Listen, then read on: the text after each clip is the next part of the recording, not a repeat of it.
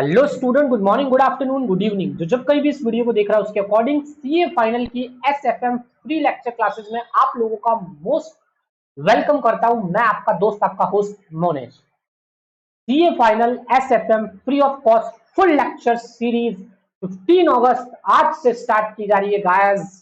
मजा आ जाएगा। हम और आप दोनों मिलके अब लगातार डे टू डे मीट करेंगे। गाइस, क्लासेस कैसे जाने वाली है तो इस मंथ हम सिर्फ एसएफएम को और दूसरी क्लास लॉ को अपलोड करेंगे। पूरे महीने सिर्फ एसएफएम और लॉ अपलोड की जाएगी। उसके नेक्स्ट मंथ में इकोनॉमिक लॉ और जीएसटी को अपलोड किया जाएगा। एक इंपॉर्टेंट बात, जब हम लॉ और एसएफएम को रिलीज करते जा रहे हैं तब आप लोगों को भी यही करना चाहिए कि फर्स्ट ग्रुप के बाकी दो बचे हुए सब्जेक्ट्स यानी कि एफआर और ऑडिट को बहुत अच्छे से पढ़ना चाहिए। आपकी तैयारियां कंटिन्यूस रखिए चारों सब्जेक्ट्स को लेकर, ताकि आप अगले महीने तक फर्स्ट ग्रुप पास होने की पूरी तरह से तैयारी कर चुके हो। कैसे आपको तैयारी करनी होगी तो हमारे लेक्चर्स आपको शाम 6 बजे तक दोनों सब्जेक्ट्स के अपलोड कर दिए जाएंगे। लॉ के लेक्चर्स हो सकता है ऑल्टरनेट डेज पे अपलोड हो या हो सकता है रेगुलर अपलोड हो जाएंगे। जैसी भी अपडेट होगी मैं आपको कल की क्लास में बता दूंगा। दूसरी बात, इंपॉर्टेंट बात, आप लोगों को शाम को 6 बजे पहले पहले आपका एफआर और आपका ऑडिट पढ़ लेना चाहिए और शाम को 6 बजे बाद आप लोगों को मेरे लेक्चर्स के साथ कंटिन्यूस जुड़ जाना चाहिए। ये लेक्चर 60 प्लस दिलाने की तैयारी करवाने के लिए आए हुए हैं। आप लोगों को आपका 100% देना होगा क्योंकि मैं अपना 100% दे रहा हूँ। तो दोनों मिलके अपना अपना 100% देते हैं और आज स्वतंत्रता दिवस के दिन यानी कि इंडिपेंडेंस डे के दिन हम लोग कसम खाते हैं कि अब हम लोग 15 सितंबर तक फर्स्ट ग्रुप को कंप्लीट कर लेंगे साथ में मिलकर। क्लासेस आज स्टार्ट होने जा रही है। मैं 2 मिनट भगवान का नाम लूंगा, गणेश जी को याद करूंगा ताकि हमारा साथ दे, क्योंकि कोई भी शुभ कार्य गणेश जी के बिना नहीं किया जाता है, ऐसा हिंदू धर्म में मान्यता है। तो मैं 2 मिनट गणेश जी की वंदना करूंगा, उसके बाद क्लासेस को स्टार्ट करूंगा। तो गाइस प्लीज इस वीडियो को यहाँ स्किप ना करें। सभी लोग अपने अपने देवी देवताओं को हाथ जोड़ के नमन करें ताकि वो तुम्हें 60 प्लस दिलाए इन क्लासेस से। वक्रतुंड महाकाव्य सूर्य कोटि समप्रभ, निर्विघ्नम कुर्मा देव सर्व कार्येषु सर्वदा। बोलो गजानंद भगवान की जय हो। तो गजानंद भगवान आपकी और मेरी रक्षा करे, 60 मार्क्स दिलाने के लिए मुझे हौसलों से बरकरार रखे और रेगुलर वे में क्लासेस अपलोड करने का मोटिवेशन दे। आप लोग भी रेगुलर वो क्लासेस देखें, आप लोगों को ऐसी शक्ति दे ताकि आप लोग 60 प्लस ला सके। आइए स्टार्ट करते हैं। तो जैसा कि स्क्रीन पर दिखाई दे रहा है, CA final paper 2 SFM 100 marks का होता है। ये बताने की जरूरत ही नहीं, आपको पता है। और दूसरी बात, पेपर में क्या क्या होगा तो आइए देखते हैं हम। सीए फाइनल के सिलेबस को मैंने टोटल 3 पार्ट्स में डिवाइड किया हुआ। असल स्क्रीन पे 2 पार्ट्स दिख रहा है, हाँ ये 2 प्रैक्टिकल पार्ट्स को डिवाइड किया गया और टोटल 3 पार्ट है, 2 प्रैक्टिकल और एक थियरी। थियरी पार्ट थर्ड में है, ये 16 मार्क्स की ऑलवेज एग्जाम में आती है। बाकी 2 पार्ट्स प्रैक्टिकल्स को डिवाइड किया मैंने। प्रैक्टिकल का पहला पार्ट है फाइनेंशियल मार्केट से रिलेटेड पार्ट और पार्ट नंबर 2 है रिस्क मैनेजमेंट से रिलेटेड पार्ट। ये फाइनेंशियल मार्केट यानी कि फाइनेंशियल मार्केट से रिलेटेड कौन सा पार्ट होगा तो देखिए, फाइनेंशियल मार्केट में आपको पता होगा इक्विटी, शेयर्स, डिबेंचर्स वगैरह डील होते हैं। फाइनेंशियल मार्केट मतलब निफ्टी, सेंसेक्स वगैरह की बात होगी। तो यहाँ पे हम सिक्योरिटी के साथ डीलिंग करते हैं। तो जो 2 चैप्टर्स हम पढ़ने वाले हैं या जो 3 चैप्टर्स हम पढ़ने वाले हैं, जिसमें एक होगा security valuation and merger and acquisition, एक होगा पोर्टफोलियो और म्यूचुअल फंड। तो ये जो चैप्टर्स हम पढ़ने वाले हैं फाइनेंशियल मार्केट से रिलेटेड है, जो मार्केट से स्टडी के साथ लिंकअप चलेगा। और दूसरे चैप्टर है रिस्क मैनेजमेंट के साथ लिंक। रिस्क मैनेजमेंट के साथ जो चैप्टर लिंक है वो है forex, interest rate risk management, derivative और रिस्क मैनेजमेंट। ये किस तरह के रिस्क बताएंगे तो आपको पता होगा। देखिए, आप अगर फॉरेन से कोई लोन लेंगे तो फॉरेन करेंसी के फ्लक्चुएशन की रिस्क यहाँ पे बढ़ेगी, तो आपका हार्ट बीट ऊपर नीचे होगा, तो वो हार्ट बीट ऊपर होने को रिस्क कहते हैं और उस रिस्क को मैनेज करना रिस्क मैनेजमेंट में सीखेंगे। इंटरेस्ट रेट, अगर हमने इंडिया में कोई लोन लिया है फ्लक्चुएटिंग इंटरेस्ट रेट से लिया है तो क्या होगा, जैसे से इंटरेस्ट की रेट फ्लक्चुएट होगी हमारी हार्ट बीट ऊपर नीचे जाएगी, तो उनको हम बोलेंगे रिस्क। हम उस रिस्क को मैनेज करना सीखेंगे कि how to manage interest risk, how to manage currency risk, how to manage derivative risk, how to manage risk. ये सीखेंगे हम रिस्क मैनेजमेंट सेकंड पार्ट में। फर्स्ट पार्ट में हम फाइनेंशियल मार्केट यानी कि सिक्योरिटी, पोर्टफोलियो। पोर्टफोलियो का मतलब बंडल ऑफ सिक्योरिटीज। एक सिक्योरिटी में पैसा न लगाते हो, बहुत सारी में पैसा लगाते, तो हम सीखेंगे एक सिक्योरिटी को कैसे वैल्यू किया जाता है, एक इक्विटी शेयर जो मार्केट में कंपनी के चल रहा है उसकी वैल्यू कैसे निकालेंगे। इंडिविजुअल सिक्योरिटी की बात करेंगे तो security valuation, bundle of security का वैल्यूएशन करेंगे तो पोर्टफोलियो। ये इस तरह से पूरा चलने वाला है। थर्ड पार्ट थियरी होगा। पेपर का पैटर्न कैसा आता है, टोटल 6 क्वेश्चंस आते हैं। फर्स्ट कंपलसरी होता है, सेकंड, थर्ड, फोर्थ, फिफ्थ और सिक्स्थ। इन चारों क्वेश्चंस में से आप लोगों के पास चॉइस होती है कि आपको कोई 4 अटेम्प्ट करने हैं, 5 में से, सॉरी 5 में से कोई 4 अटेम्प्ट करने हैं, वो आपको कैसे डिवाइड होंगे? तो क्वेश्चन नंबर 1 2 पार्ट्स होंगे, 8-8 नंबर के 2 और 4 नंबर की थ्योरी, 8-8 नंबर के 2 4 नंबर की थ्योरी। हर क्वेश्चन में ऐसा ही मिलने वाला है, 4 नंबर की थ्योरी हमेशा हर क्वेश्चन के एंड में मिलेगी। 2 पार्ट जो दे रखे होंगे वो 10 और 6 या फिर 8 और 8 के हो सकते हैं, वो डिपेंड करता है पेपर का पैटर्न क्या आने वाला है आपके अटेम्प्ट में। और ज्यादातर जो आते हैं वो 8 और 8 के आते हैं, 10 और 6 की प्रोबेबिलिटी थोड़ी कम है। फर्स्ट क्वेश्चन कंपल्सरी होगा, बाकी जो 5 होंगे उनमें से आपको 4 अटेम्प्ट करना है। टोटल 6 क्वेश्चंस मिलने वाले हैं, सब 20-20 मार्क्स के होंगे, 5 मतलब 100 मार्क्स। हमने बता दिया है पेपर का पैटर्न क्या रहने वाला है, चैप्टर्स को हम किस हिसाब से पढ़ने वाले हैं। हम पहले पार्ट 1 कंप्लीट करेंगे, फिर पार्ट 2 की तरफ बढ़ेंगे। इसको बोलेंगे एसएफएम का सिलेबस, एसएफएम का क्वेश्चन का पेपर कैसा आता है, उसका पैटर्न वो भी हमने डिस्कस कर लिया, और हमने डिस्कस कर लिया कि हमारे लेक्चर्स कैसे कैसे अपलोड होने वाले। अब हम बात करेंगे तीसरी बात, एसएफएम की दुनिया में जाने से पहले कसम खा लो तुम ये 3 बातें सीख लोगे। अगर तुमने ये 3 बातें नहीं सीखी तो मेरे साथ एसएफएम की दुनिया में हम लोग नहीं चल पाएंगे। हम लोगों को एसएफएम की दुनिया में प्रवेश करने के लिए ये 3 बातें बहुत ज्यादा इंपॉर्टेंट है जो सीखनी होगी। पहला मीन, दूसरा स्टैंडर्ड डेविएशन, और तीसरा छोटी मोटी नॉलेज वैल्यूएशन ऑफ सिक्योरिटी के बारे में। सर ये मीन, ये स्टैंडर्ड डेविएशन, ये तो कई टॉपिक सुने सुने लग रहे हैं, हमने शायद 10th क्लास में मैथमेटिक्स में, 11th में इकोनॉमिक्स में पढ़ा होगा शायद। ये मीन और स्टैंडर्ड डेविएशन स्टैटिस्टिक्स के टॉपिक है। तो स्टेट्स के जो टॉपिक रहेंगे, ये 2 टॉपिक हम पहले कवर करेंगे, मीन का मतलब क्या होता है, स्टैंडर्ड डेविएशन का मतलब क्या होता है, और थर्ड टारगेट हमारा होगा वैल्यूएशन ऑफ सिक्योरिटी। इसके बाद हम अपने सबसे शानदार चैप्टर की स्टार्टिंग करेंगे जिसका नाम है पोर्टफोलियो मैनेजमेंट। मतलब देखिए मैं आपको हेलीकॉप्टर एक व्यू दे रहा हूं कि हम कैसे कैसे चलने वाले हैं आगे की क्लास में। हम पहले करेंगे स्टैटिस्टिक्स के 2 कॉन्सेप्ट जिसका नाम होगा मीन और स्टैंडर्ड डेविएशन, उसके बाद हम पढ़ेंगे वैल्यूएशन ऑफ सिक्योरिटी की हल्की फुल्की नॉलेज, और फिर हम स्टार्ट कर देंगे अपने सिलेबस का पहला चैप्टर जिसका नाम है पोर्टफोलियो मैनेजमेंट। हम पोर्टफोलियो मैनेजमेंट तक की जर्नी को तय करने के लिए हमें 3 पड़ाव को पार करना पड़ेगा। पहले मीन को, दूसरा स्टैंडर्ड डेविएशन को, तीसरा हमें पार करना पड़ेगा वैल्यूएशन ऑफ सिक्योरिटी। तो हम जाके पोर्टफोलियो मैनेजमेंट तक की जर्नी तक पहुंच पाएंगे। अब हम बात करते हैं अपने पहले टॉपिक की। हम टर्म्स जो हम सीख रहे हैं स्टैटिस्टिक्स में, उसका पहला टर्म है मीन। अगर मैं आप लोगों को बोलूं सिंपल भाषा में कि आप मीन का मतलब क्या समझते हैं, मीन, तो आपके दिमाग में आएगा मीन मतलब तो सर एवरेज, कि लगभग लगभग 80% पॉपुलेशन ये समझती है मीन मतलब एवरेज। एवरेज कर दो, एवरेज कर दो, ऐसे ही होता है क्या? तो देख लेते हैं हम ऐसा होता है नहीं होता है। देखिए गाइस यहां दिया हुआ है मीन का मतलब एवरेज, मीन मतलब एवरेज, हम भी यही जानते हैं, आप भी यही जानते हैं, तो इस सोच को बदलना पड़ेगा। देख लेते हैं वैसे मतलब क्या होता है। तो मान लीजिए जैसे ये एक प्लेयर का स्कोर दिया हुआ है, वो प्लेयर हो सकता है विराट कोहली, अगर आप उसके पहले वाले जमाने से तो सचिन तेंदुलकर आपके लिए हो सकता है, और उससे भी पहले वाले जमाने से तो सुनील गावस्कर आपके लिए।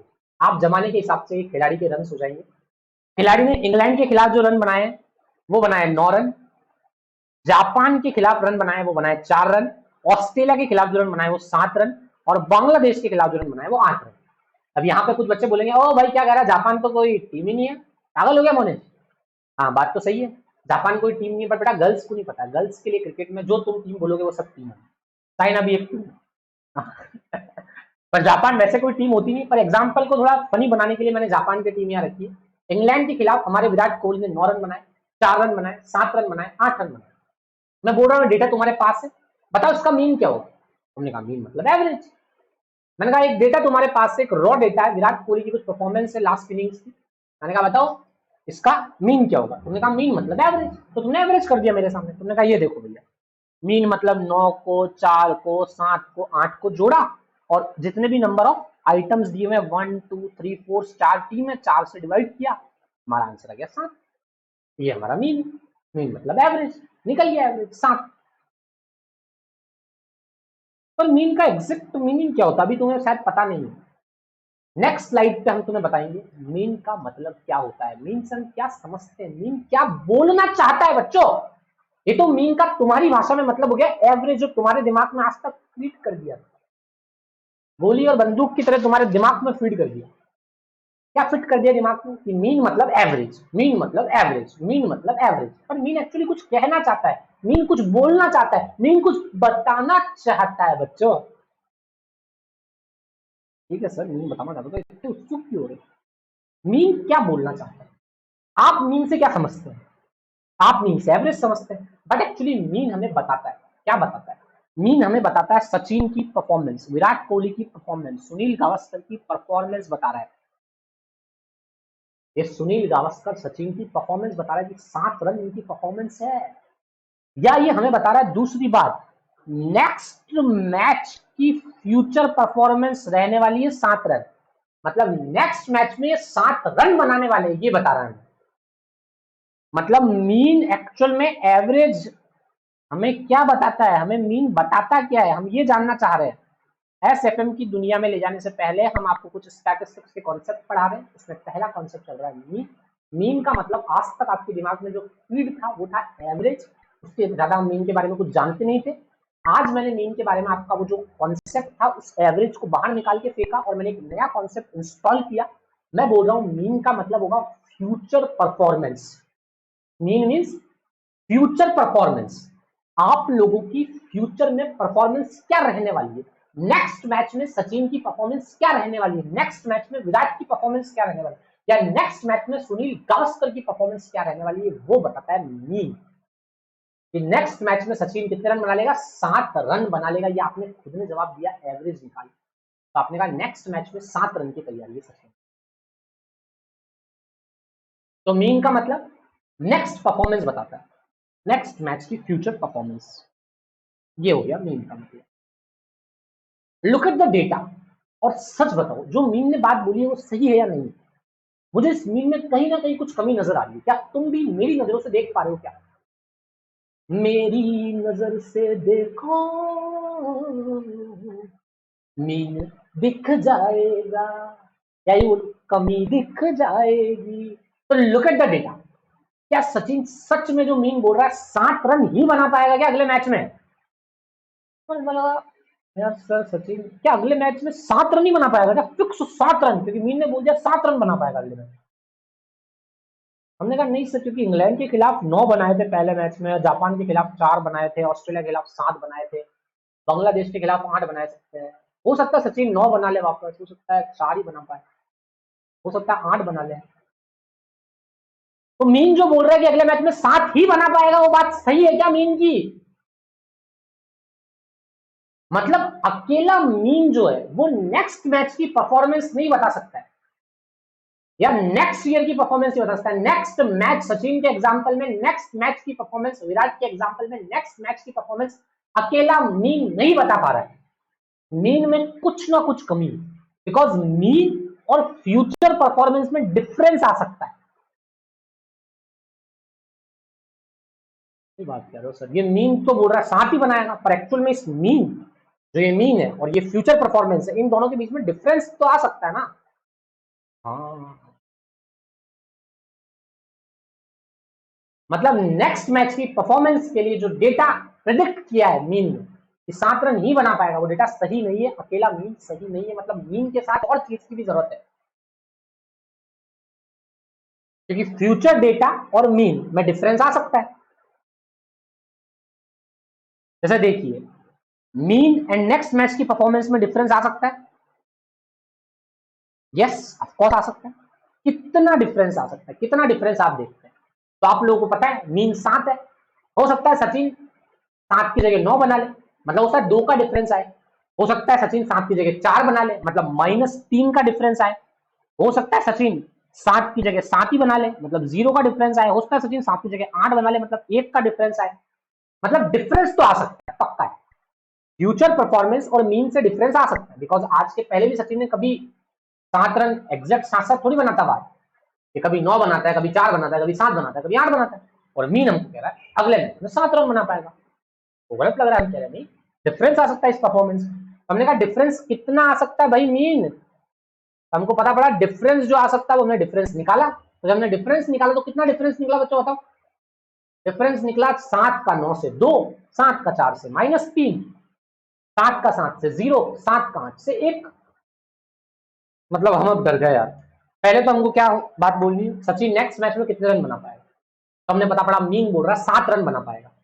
तो हमने कहा मान लो अगर हमने टारगेट मिला है, अगली टीम साउथ अफ्रीका होने वाली है, उससे हमें टारगेट मिला है 300, तो 7 तो सचिन बना लेगा, तो बाकी बचे हुए 10 प्लेयर से हमें कितने रन चाहिए, 293। तो हमने बाकी 10 को कहा तुम 293 बनाओ, फिर हमारा हाथ पकड़ लिया किसने, बोला नहीं मीन सही नहीं है यार, मीन गलत बोल रहा है, मीन और एक्चुअल में तो डिफरेंस आता है, होता सचिन 7 ना बनाए। हमने कहा ऐसा क्यों बोल रहे हो, बोला देख पास्ट डेटा, कभी 9 बनाता है, कभी 4, कभी 7, कभी 8, तो पता नहीं आगे। हमने कहा अच्छा यार डेटा डिफरेंट है। मैंने कहा रुको रुको रे 10 खिलाड़ी, तुम उसका ज्यादा रन बनाने पड़ जाए। उन्होंने कहा फिर बताओ वो कितने रन ज्यादा बनाने पड़ जाएंगे। हमने कहा देखो यार सचिन होता है कभी 9 बना ले, मतलब सचिन के 7 की जगह 2 का डिफरेंस आ सकता है, -3 कम बना ले 7 से, 7 के बराबर बना ले, 7 से 1 ज्यादा बना ले। उन्होंने कहा पागल है क्या बोल रही है, सचिन 7 से 2 ज्यादा बना लेगा, सचिन 7 से -3 कम बना लेगा, सचिन 7 से बराबर बना सकता है, सचिन 7 से 1 ज्यादा बना सकता है। हमने कहा एक फिगर बोलो कि सचिन 7 से कितना ज्यादा और कितना कम बना सकता है, ताकि उस हिसाब से हम 10 प्लेयर अपने आप को मेंटली तैयार कर ले कि हमें इतना बनाना है, हमें मैक्स टू मैक्स इतना बनाना है, मिनी टू मिनी इतना बनाना है। हमने कहा अच्छा तुम ये चाहते हो, तो हमने कहा चलो डिफरेंसेस का एवरेज कर देते हैं, तो हमें पता पड़ जाएगी एक लिमिट कि सचिन मैक्स टू मैक्स कितना ऊपर और कितना नीचे जा सकता है। तो हमने इनका एवरेज करने की कोशिश की डिफरेंसेस का, तो पता पड़ा 2, -3 और 1 का डिफरेंस तो हो गया 0, तो एवरेज ही नहीं निकला टोटल करती। तो हमने कहा चलो एवरेज निकालने का दूसरा तरीका, हमने कहा चलो इनका स्क्वायर कर देते हैं। तो हमने 2 का स्क्वायर 4 कर दिया, 3 का स्क्वायर 9 कर दिया, माइनस माइनस कट गया, जब -3 मल्टीप्लाई बाय -3 हुआ तो वो +9 बन गया, 0 से 0 बन गया, 1 से 1 बन गया, टोटल हो गई 14, और इस 14 का हमने कर दिया एवरेज, तो ये निकल के गया 3.5।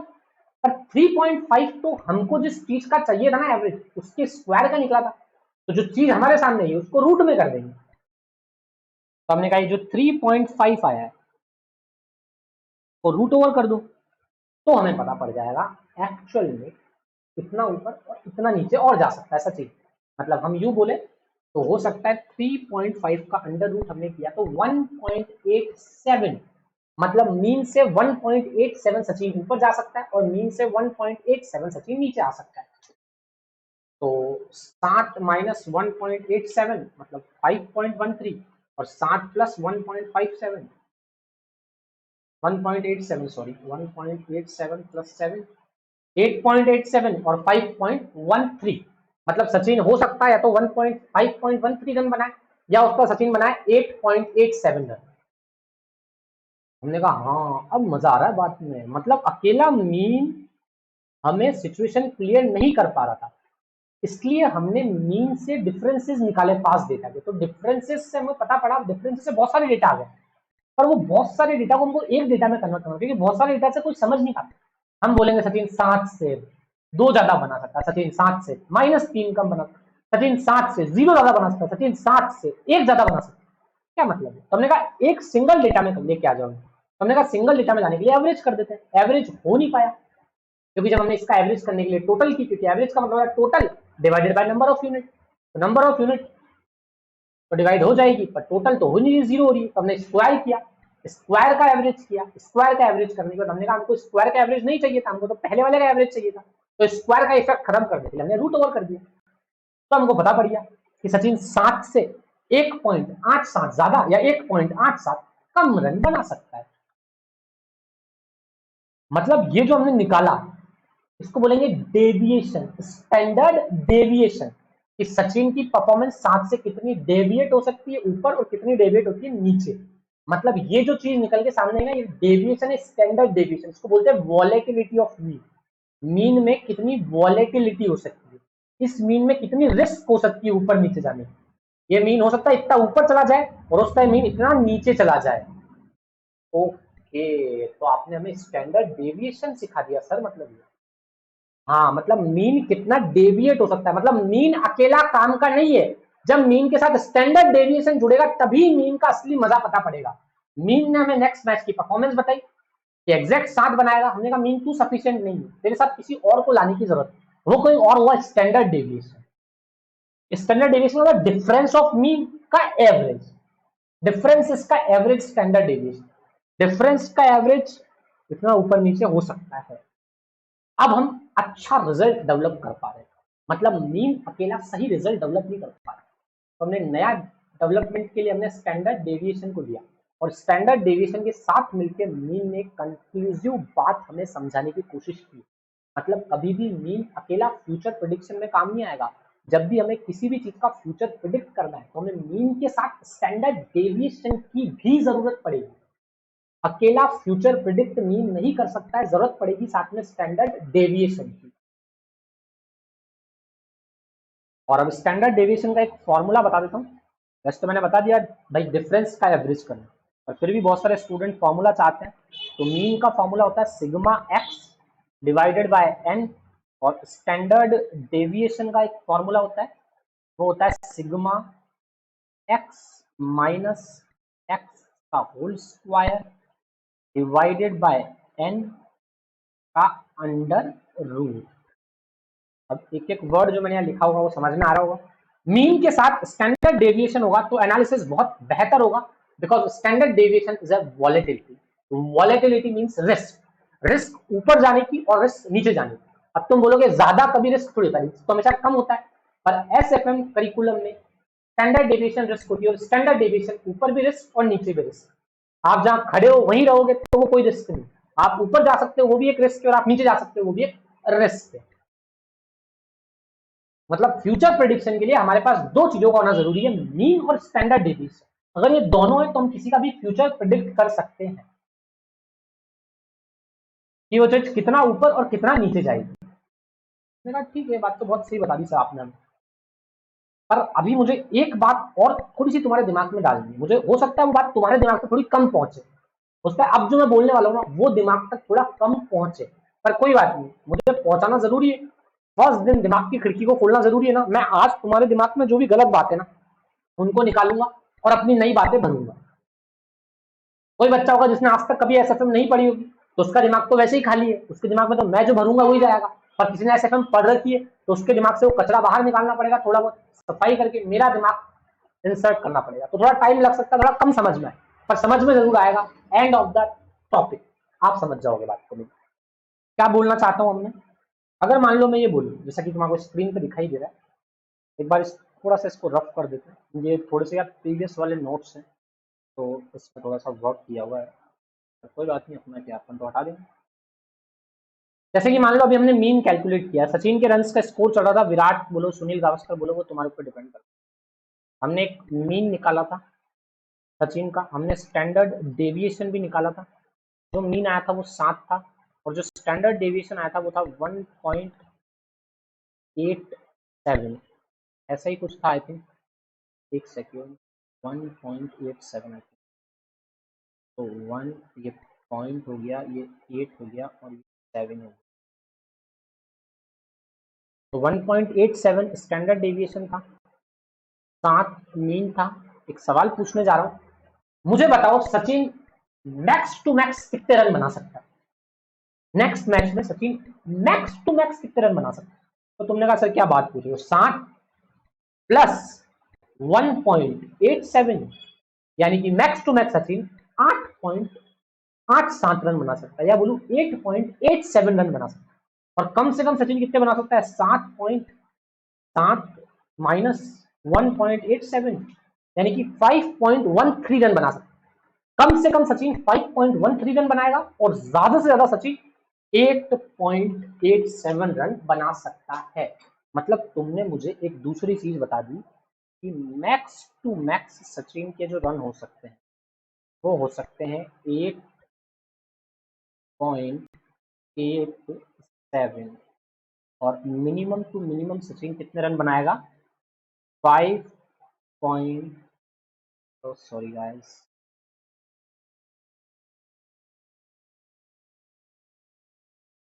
5.13 रन।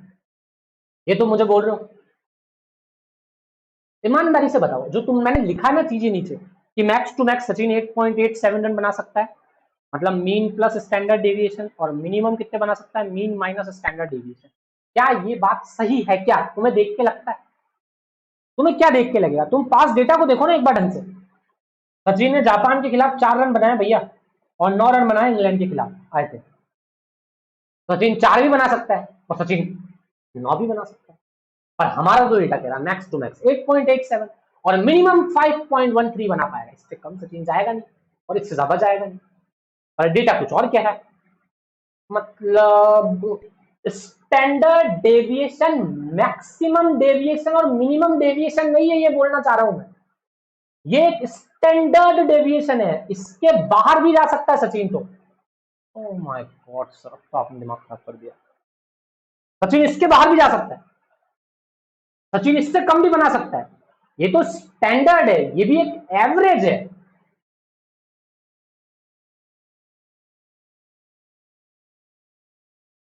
मतलब सर अगर कोई हमें पूछे कि सचिन मैक्स टू मैक्स कितना बना सकता है आज के मैच में, या मिनिमम टू मिनिमम कितना बना सकता है, तो हम नहीं बता सकते।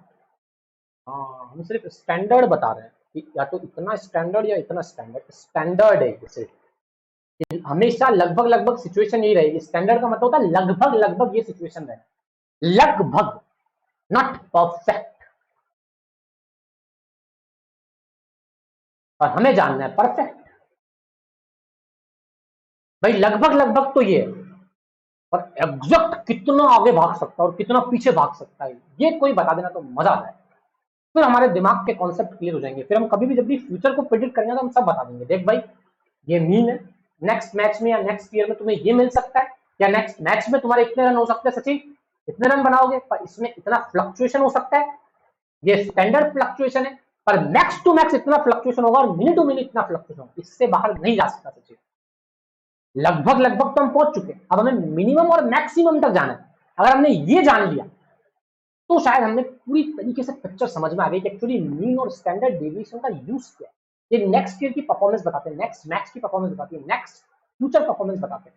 ये फ्यूचर परफॉर्मेंस मीन की मदद से नहीं निकाली जा सकती, इसके लिए स्टैंडर्ड हुआ, पर स्टैंडर्ड भी लगभग है, वो मिनिमम और मैक्सिमम लिमिट नहीं दे पा रहा है।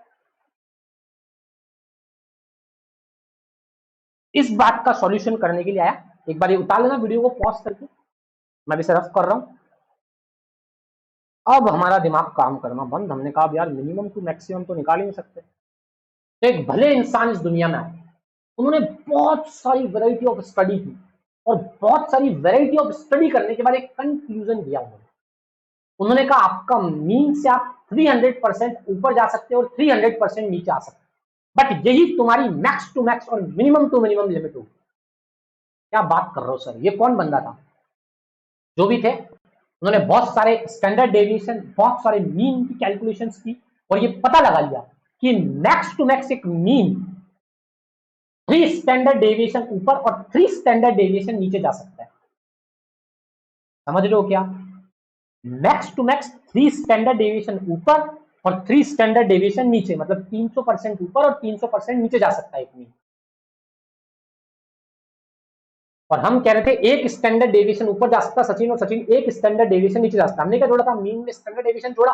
हमने कहा स्टैंडर्डली लगभग लगभग एक ऊपर मीन डेविएशन और एक नीचे डेविएशन। वो कह रहे नहीं, 2 3, बस 3 तो मैक्सिमम है।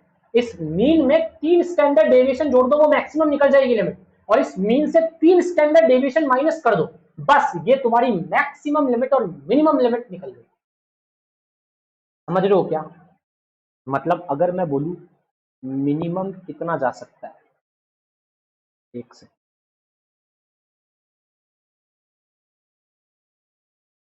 मिनिमम कितना जा सकता है गाइस, अगर मैं ये बोलूं तो तुम बोलोगे मीन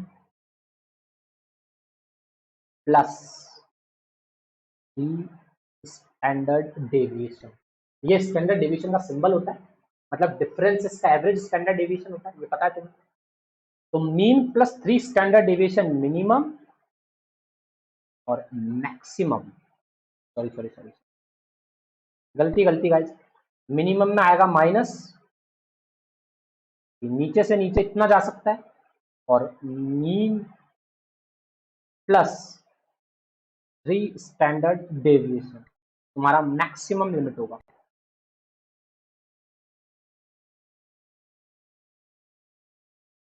मैक्सिमम लिमिट कितनी होगी? मीन प्लस 3 स्टैंडर्ड डेविएशन और मीन माइनस 3 स्टैंडर्ड डेविएशन, ये तुम्हारा मैक्स टू मैक्स सचिन बना सकता है। कम से कम सचिन इतने बना सकता है, तो कम से कम इतने और ज्यादा से ज्यादा इतने। अब इस बंदे ने ये 3 स्टैंडर्ड डेविएशन की थीम निकाली, तो निकाली कहां से? बहुत सारे डेटा को बच्चा इसने एनालिसिस किया और एक नॉर्मल डिस्ट्रीब्यूशन टेबल बना दिया, एक नॉर्मल डिस्ट्रीब्यूशन कर्व बना दिया। वो कर्व इसने किसके बेस पे बनाया होगा, आइए मैं बताता हूँ। थोड़ा सा एनालिसिस करेंगे तो तुम समझ जाओगे कि क्या कहना चाह रहा बंदा। मैंने एक भारी वर्ड यूज कर लिया, नॉर्मल डिस्ट्रीब्यूशन, डरना मत, सब समझ में आ जाएगा तुमको, तुम इंटेलिजेंट हो भाई।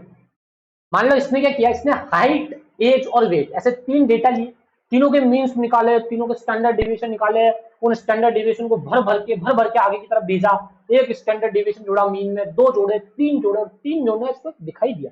इसको लगा 3 से ज्यादा कभी नहीं जुड़ सकते, 3 इज अ मैक्सिमम लिमिट और मिनिमम लिमिट -3 स्टैंडर्ड डेविएशन, बस इससे ज्यादा डेटा वेरी नहीं कर सकता, इससे ज्यादा डेटा फैल नहीं सकता।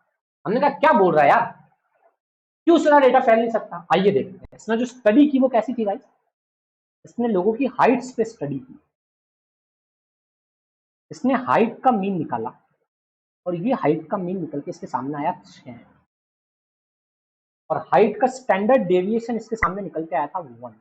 जब इसने हाइट्स का बहुत सारा डेटा लिया था तो स्टैंडर्ड डेविएशन निकल के आया था हाइट का 1। तो इसने कहा चलो इस कर्व पे बनाते हैं, मतलब एक स्टैंडर्ड डेविएशन यहाँ होगा, एक स्टैंडर्ड डेविएशन यहाँ होगा, ये स्टैंडर्ड डेविएशन होगा 5 और ये स्टैंडर्ड डेविएशन होगा 7। अब मैं इसमें अगर 2 जोड़ दूं तो ये होगा 6 + 2 8, 3 जोड़ दूं तो ये होगा 9, इधर अगर मैं 4 और इधर हो जाएगा वो 3।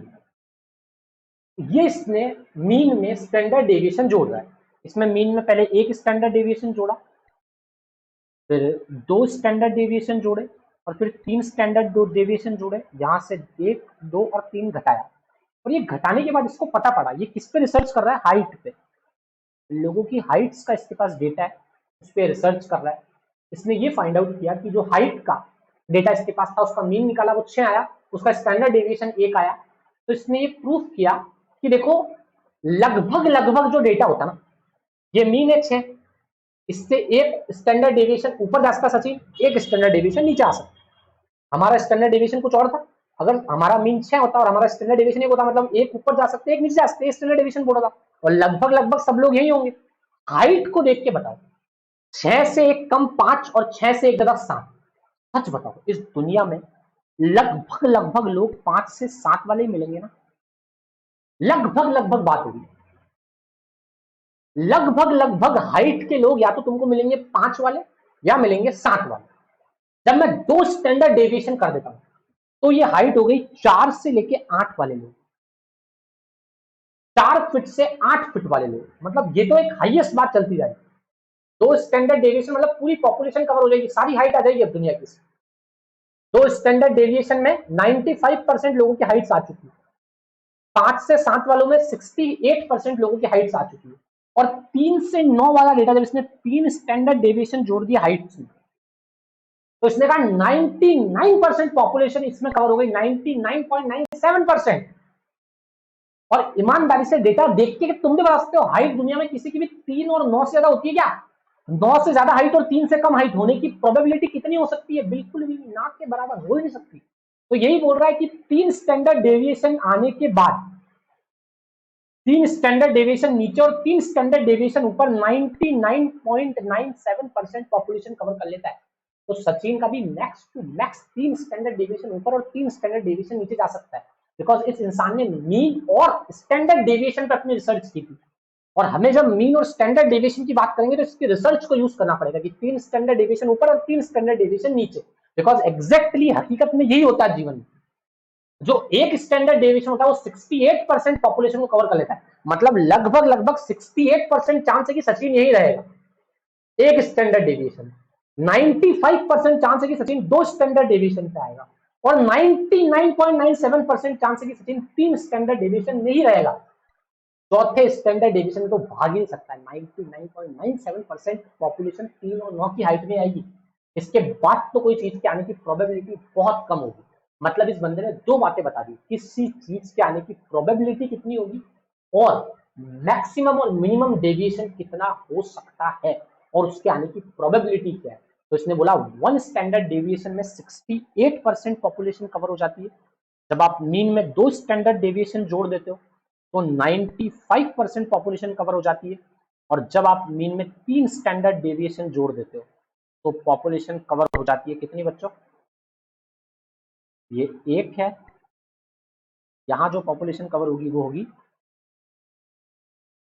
68%, यहां जो पॉपुलेशन कवर होगी तो वो होगी इस डेटा पे 95% पॉपुलेशन, और यहाँ जो कवर होगी थर्ड और थर्ड पे, ये कवर होगी 99.97%।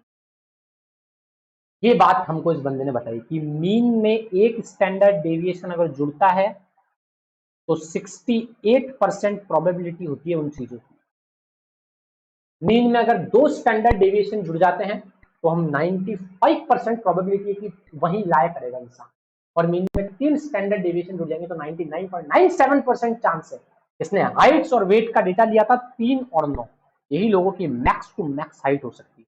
इससे ज्यादा, इससे कम और इससे ज्यादा वाले लोग तो 0.0000003 के बराबर भी नहीं होगा, या होगा ही नहीं कोई दुनिया। मतलब what a beautiful research done by this man. इसी डिस्ट्रीब्यूशन को बोलते हैं नॉर्मल डिस्ट्रीब्यूशन। ये नॉर्मल डिस्ट्रीब्यूशन क्यों है? बिकॉज 68% पॉपुलेशन लगभग 1 स्टैंडर्ड डेविएशन में आ जाती है, इसलिए हम इसे नॉर्मल डिस्ट्रीब्यूशन कर्व कहते हैं, बेल शेप कर्व कहते हैं, घंटीनुमा कर्व कहते हैं। यस, क्या बात है, मजा आ गया। मतलब अब हमें पता पड़ गया सर कि हमारे पास मीन इस बंदे की खोज है, तो हम लोगों को एकदम सही एडवाइस कर सकते हैं। एज एन इंडियन कोच हम बता सकते हैं कि अगले मैच में सचिन मैक्स टू मैक्स कितने बनाएगा, मिनिमम टू मिनिमम कितने बनाएगा सचिन, नेक्स्ट में कितने रन बनाएगा, और उससे लगभग कितना डेविएशन होता है, और ज्यादा से ज्यादा कितना डेविएशन हो सकता है। अब इसकी थोड़ी सी और रिसर्च थी इस बंदे की, वो भी काम नहीं आई हमारे, वो हम बाद में काम लेंगे, जब हम काम लेंगे तब हम उसको समझ लेंगे। अब हम चलते हैं अपने आगे के टॉपिक्स पे। मतलब अभी तक हमने समझा मीन का मतलब क्या होता है। मीन फ्यूचर प्रेडिक्शन को डिसाइड करने में हेल्प करता है, उसके साथ स्टैंडर्ड डेविएशन होगा, वॉलेटिलिटी होगी, रिस्क होगी, तो हमें पता पड़ेगा लगभग ऊपर नीचे कितना होगा। पर स्टैंडर्ड डेविएशन एक स्टैंडर्ड है, सिर्फ लगभग ही बता सकता है, स्टैंडर्ड है, सिर्फ स्टैंडर्ड है, सिर्फ डिफरेंसेस का एवरेज है, तो ये भी एक एवरेज हुआ, ये मैक्सिमम और मिनिमम नहीं है। तो मैक्सिमम और मिनिमम के लिए खोज पड़ी एक इंसान की, जिसने हाइट्स वगैरह का डेटा एनालिसिस करके हमको बताया 3 स्टैंडर्ड डेविएशन ऊपर, 3 स्टैंडर्ड डेविएशन नीचे। वाह वाह क्या बात है, वाह वाह क्या बात है, वाह वाह क्या बात है। तो अभी तक हमने मीन स्टैंडर्ड डेविएशन को समझ लिया, पर एक्चुअली मीन और स्टैंडर्ड डेविएशन वगैरह जो भी हमने समझे कि हमें एसएफएम में यूज करना है। हमारा सब्जेक्ट एसएफएम है, हमें इसके अंदर यूज करना है डेटा। हमें क्या मतलब सचिन से, हमें क्या मतलब विराट से, और हमें क्या मतलब उस रवि शास्त्री से, क्योंकि हम रवि शास्त्री बनने वाले नहीं, हम कोच हैं नहीं। हमें क्या मतलब सचिन कितने बना है, विराट कितने बना। हमारा काम है एसएफएम, क्लाइंट को एडवाइस करना, टेबल पे बैठ के। अब हम क्लाइंट को एडवाइस देंगे बच्चों। तो सब पानी पी लेता हूँ, आप लोग भी पानी पी लीजिए।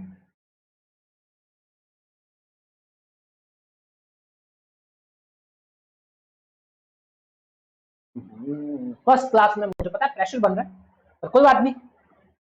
अच्छा चीज ये समझ में आ रही है, तुम समझो आज तुम कितना ज्ञान लेके जा रहे हो। तुम्हें आज पता पड़ा मीन का मतलब, तुम्हें पता पड़ा स्टैंडर्ड डेविएशन का मतलब, तुम्हें आज पता पड़ा एक नॉर्मल डिस्ट्रीब्यूशन नाम की कोई चीज होती है। किसी बंदे ने मीन और स्टैंडर्ड डेविएशन पे स्टडी की घंटों घंटों, रात रात जाग के, और ये पता पड़ा कि स्टैंडर्ड डेविएशन लगभग होता है इससे 3 और इससे 3 कम, बस यही लिमिट होती है, मैक्स और मिनिमम।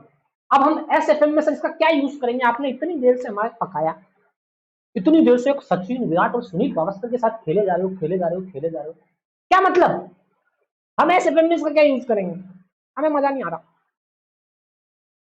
बिल्कुल मजा नहीं आ रहा। तो ठीक है, हम इसे एसएफएम में यूज करना सिखाते हैं। आइए देखो, एसएफएम में क्या होगा, तुम्हारे पास क्लाइंट आएगा और तुम्हें बोलेगा सर हम एक सिक्योरिटी में इन्वेस्ट करना चाहते हैं।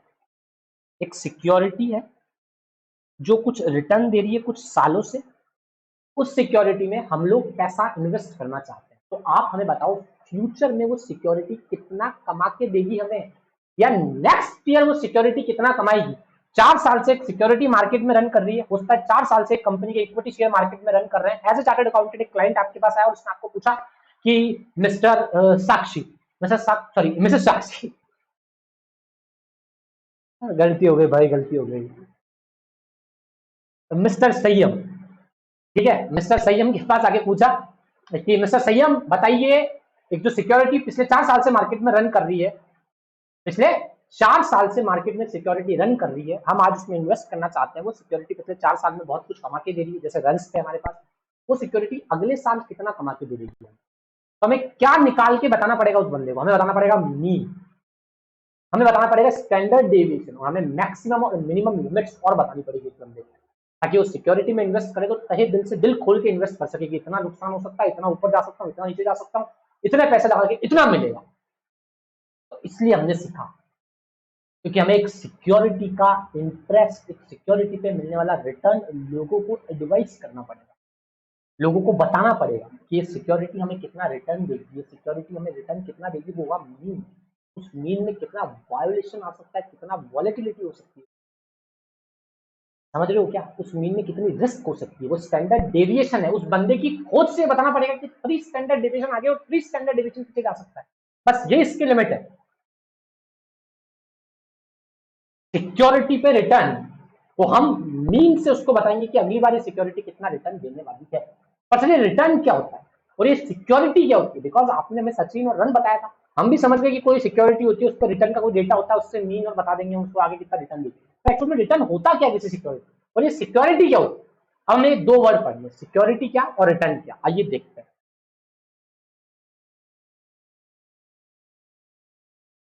ये क्या हो रखा है यार नोट्स पे, कोई बात नहीं, हम साफ कर देंगे, जीना सिखा देंगे। सिक्योरिटी का मतलब क्या होता है, तो सिक्योरिटी का मतलब हो सकता है, आपने आज तक 2 सिक्योरिटी के बारे में सुना होगा, उन्हीं पे हम चर्चा करते हैं। एक सिक्योरिटी हो सकती है इक्विटी, एक सिक्योरिटी हो सकती है डेट। इक्विटी एक ऐसी सिक्योरिटी होती है जिसपे हमको ताउम्र डिविडेंड मिलता है, वो रिडीम नहीं होती, ऐसा तुमने पढ़ा होगा। उस पर हमें ताउम्र क्या मिलता है, डिविडेंड मिलता है। इंटरेस्ट एक ऐसी सिक्योरिटी होती है जो कभी ना कभी रिडीम होती है और उस पर हमें मिलता है इंटरेस्ट। कंपनी कमाए या ना कमाए हमको तो मिलेगा, मतलब सिक्योरिटी पे रिटर्न डिविडेंड और डिवेंचर पे रिटर्न इंटरेस्ट। क्या इतना काफी होगा क्या रिटर्न के बारे में बोलना? नहीं, रिटर्न क्या होता है नेक्स्ट स्लाइड में समझेंगे, अभी मुझे सिक्योरिटी समझाना। तो सिक्योरिटी जनरली इक्विटी और डेट 2 ही होती है, के अलावा भी हो सकती है, आगे हम सीखते चले जाएंगे, पर अभी हमें समझाना है सिक्योरिटी का मतलब तो हो गया इक्विटी और डेट। अब हम समझेंगे रिटर्न क्या होता है किसी सिक्योरिटी को, बिकॉज हमें तो उस रिटर्न का कंपैरिजन करना होगा ना। हमारे पास कोई आदमी आएगा तो वो तो यही हमें बोलेगा कि भाई ये सिक्योरिटी कितना रिटर्न दे रही है आपकी, आप तो हमें ये बताओ कि आने वाले समय में सिक्योरिटी कितना रिटर्न देगी। क्यों हमसे रिटर्न पूछता है, क्यों हमसे प्राइस नहीं पूछता है? क्या प्राइस ही रिटर्न होती है, क्या रिटर्न ही प्राइस होती है, या रिटर्न कुछ और होता है प्राइस कुछ और होती है? ये बहुत सारी बातें आप लोगों के दिमाग में आ रही होगी, इन सब बातों का कंक्लूजन आपको अभी मिल जाएगा। रिटर्न क्या होता है किसी सिक्योरिटी पे? रंस तो रंस होते हैं। हमने कहा ये सिक्योरिटी पिछले 4 साल से हमें कुछ रिटर्न कमा के दे रही है, आगे आने वाले साल में सिक्योरिटी कितना रिटर्न कमा के देगी अगर हम पैसा इन्वेस्ट करें।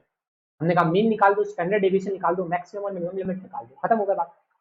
अब हमने कहा, वो बंदा कह रहा है रिटर्न क्या होता है सर किसी सिक्योरिटी पे, तो आप कह रहे हो सिक्योरिटी का रिटर्न है, उसका मीन है निकालो, उसका स्टैंडर्ड डेविएशन निकालो। पर अगर हमें सिक्योरिटी का रिटर्न ही पता नहीं हुआ तो हम उसका मीन कैसे निकालेंगे? मतलब हमें क्या जानना है रिटर्न क्या होता है। रिटर्न के लिए एक एग्जांपल दिया हुआ है, जैसे मान लीजिए रिलायंस का स्टॉक है आपके सामने, ये रिलायंस का स्टॉक जो है वो 100 रुपए का था जब आपने लिया था, उस पर 5 रुपए का रिलायंस ने डिविडेंड दिया और साल के एंड में उसकी कीमत हो गई 125। तो मैं बोलूँ आपने कितना कमाया, तो आप क्या बोलोगे आपने कितना कमाया? आपने कमाया 5 रुपए का डिविडेंड, प्राइस में जो फ्लक्चुएशन हुआ 100 से 125 मतलब 25 रुपए और कमाए, मतलब टोटल आपने जो कमाया है वो कमाया है 30 रुपए। वैसे ही एक और शेयर है टाटा, टाटा 1000 रुपए आपने लगाए, टाटा ने आपको 50 रुपए का डिविडेंड दिया और साल भर के बाद उसकी वैल्यू हो गई 1050 रुपए। आप बताओ टाटा ने आपको कितना रिटर्न दिया? आप बोलोगे 50 रुपए का डिविडेंड, प्राइस में फ्लक्चुएशन 50 रुपए, टोटल चाचा ने, सॉरी चाचा नहीं टाटा ने, तो टाटा ने हमें कितना रिटर्न, तो टाटा ने हमें रिटर्न दिया 100। टाटा एक्चुअली सबका चाचा ही, एक्चुअली चाचा जी हमारे टाटा भाई साहब, तो टाटा भाई साहब ने हमको 100 का रिटर्न दिया और हमें रिलायंस ने रिटर्न दिया 30 का। अब मैं तुमसे पूछता हूँ, बताओ तुमने जो रिटर्न कैलकुलेट किया उसके बेसिस पे एक बंदा तुम्हारे पास आया तो तुम क्या बोलोगे? कौन सी सिक्योरिटी में इन्वेस्ट करती, टाटा में या रिलायंस में? तुम्हारा फटाक से आंसर होगा Tata. Tata is not a right answer बच्चों। टाटा में 1000 रुपए लगा के 100 रुपए कमाए और रिलायंस में 100 रुपए लगा के 30 रुपए कमा लिए। मतलब अगर डायरेक्टली मैं रिटर्न को सिर्फ प्राइस के चेंजेस और डिविडेंड यही जोड़ के देख लूं, किसी भी सिक्योरिटी पे मिलने वाला इंटरेस्ट और उसकी एंड में चेंज होने वाली प्राइस, सिर्फ अगर यही कंसिडर करूं तो हम कभी भी सही रिटर्न तक नहीं पहुंच पाएंगे। हमें सही रिटर्न तक पहुंचने का तरीका क्या होगा, हमें इसे टर्म में बदलना पड़ेगा। सिंगल टर्म में हम बोलेंगे 30 रुपए कमाते हैं 100 रुपए लगा के, तो परसेंटेज में बदलने के लिए मल्टीप्लाई बाय 100 करा, तो पता पड़ा हमें रिलायंस ने 30% का रिटर्न दिया और टाटा ने हमें 10% का ही रिटर्न दिया। मतलब हमें अल्टीमेटली रिलायंस में इन्वेस्ट करना चाहिए। अब रिलायंस में इन्वेस्ट करने का डिसीजन हमने ले लिया। अबे रिलायंस हमको अगली बार कितना कमा के देगी, तो रिलायंस के पास डेटा को लेंगे, पास डेटा को उठा के उसका मीन निकाल देंगे, बता देंगे नेक्स्ट ईयर में आपको सिक्योरिटी इतना कमा के देगी। मतलब सिक्योरिटी के रिटर्न की हमें जरूरत होगी, सिक्योरिटी की प्राइस की जरूरत नहीं होगी। सिक्योरिटी के रिटर्न का वो फिगर जरूरी नहीं होगा हमारे लिए जो डायरेक्टली निकल के आता है डिविडेंड और प्राइस की फ्लक्चुएशन से। हमारे लिए वो फिगर इंपॉर्टेंट होगा जो उसके परसेंटेज टर्म में आता है, जो उसके सापेक्ष टर्म में आता है। दो टर्म होते हैं, निरपेक्ष और सापेक्ष। हिंदी में बोल दिया मैंने, छोड़ दो, तुम भूल जाओ, तुम्हारे लिए काम का नहीं। एक होता है एब्सोल्यूट टर्म, तो हमें एब्सोल्यूट फिगर की जरूरत पड़ेगी, समझ रहे हो ना मेरी बात।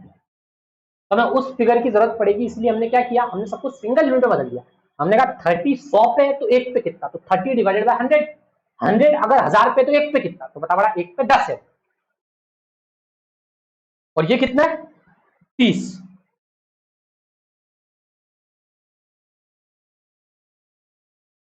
मतलब हमने पूरे डेटा को 100 पे बिठा दिया, समझ लो ना। मतलब हमने कहा 100, 30 डिवाइडेड बाय 100 मतलब 1 रुपए पे 3 रुपए कमा रहे हो, 100 डिवाइडेड बाय 1000 मतलब 1000 रुपए पे कितने रुपए कमा रहे हो, सिर्फ इतने मात्र 1 रुपए पे 3 रुपए। और अगर टाटा में लगा रहे हो तो टाटा 1 रुपए पे तुम्हें सिर्फ 0.1 समथिंग समथिंग कुछ रिटर्न दे रहा है। कितना दे रहा है टाटा, एक बार देख लो। जब हम सबसे पहले ये करते हैं ना, बच्चों को वापस बता रहा हूँ, ढंग से सुन लो। जब हम 3 डिवाइडेड बाय 100 करते हैं तो इसका मतलब होता है हम 1 रुपए पे 0.3% कमा रहे हैं। और जब हम बोलते हैं 100 रुपए पे 1000 रुपए पे 100 रुपए कमा रहे हैं, मतलब हम 0.1% कमा रहे हैं। 1.03 ज्यादा होता है कि 0.1 ज्यादा होता है, 0.03। तो बोलो 100 रुपए पे कितना कमा रहे हो, तो जब 100 से मल्टीप्लाई करते हो पता पड़ता है 10 रुपए कमा रहे हैं, और जब उसको भी 100 से मल्टीप्लाई करते हैं पता पड़ता है, मतलब हमने फिगर को 100 में कन्वर्ट कर दिया सारे फिगर कि 100 रुपए पे अगर हम कमाते तो कितने कमाते, तो बोला 100 रुपए पे कमाने पे ले आओ चीजों, समझ, इसलिए वो रिटर्न होता है। रिटर्न हमेशा 100 की टर्म में निकलता है, एक के टर्म में बदला। पहले तो यूनिटरी मेथड से हमने सबको सिंगल कर दिया, बिकॉज 30 और इसका 100 का कंपैरिजन सही नहीं हो सकता है। तो कंपैरिजन को सही करने के लिए हमने यूनिट को 1 में बदल दिया। 1 में कैसे बदला, हमने कहा 30 डिवाइडेड बाय 100, तो 0.3 कमा रहे, एक पे हम 0.1 कमा रहे। अब हमने कहा इसको 100 में बदलते हैं, मतलब परसेंटेज में बदलते, तो परसेंटेज में बदलने के लिए हमने 100 से मल्टीप्लाई किया, तो हमको पता पड़ा 30% कमा रहे और 10% कमा रहे, तो ये रिटर्न का एब्सोल्यूट फिगर। तो हम कभी भी रिटर्न निकालेंगे तो रिटर्न निकालने का तरीका क्या होगा, वो चीज हमें कितना पैसा दे रही है, उसका प्राइस में क्या फ्लक्चुएशन है, डिवाइडेड बाय ओरिजिनल प्राइस जितना हमने इन्वेस्ट किया था, मल्टीप्लाई बाय 100। इसका एक फॉर्मूला रिटर्न निकालने का। कभी भी तुम्हारे को सवाल में प्राइस दे रखी होगी, नीचे बोलेगा रिटर्न निकाल, तो प्राइस से रिटर्न नहीं निकल सकता, रिटर्न तो रिटर्न से निकलेगा ना। रिटर्न का मीन कैसे निकलेगा, बोलेगा प्राइस दे रखी है, बोलेगा रिटर्न का मीन निकाल, सोचो कि यही रिटर्न है, प्राइस चलो निकाल देते हैं, ऐसा नहीं होता। तुम्हें उस प्राइस को रिटर्न में कन्वर्ट करना पड़ेगा, और प्राइस रिटर्न में कैसे कन्वर्ट होगी, तुमने जो शुरू की प्राइस थी माइनस अभी की price plus dividend divided by opening price multiply by 100, ये फॉर्मूला लगाना पड़ेगा। मतलब D1 plus P1 minus P0, पुरानी नई प्राइस माइनस पुरानी प्राइस डिवाइडेड बाय पुरानी प्राइस मल्टीप्लाई बाय 100, तो ये रिटर्न का फॉर्मूला हो गया। वैसे ये कोई फॉर्मूला नहीं है, अगर तुम लॉजिकली बात करोगे तो लॉजिकली मैंने नीचे एक्सप्लेन कर ही दिया है कि एक सिक्योरिटी पे रिटर्न क्या होता है।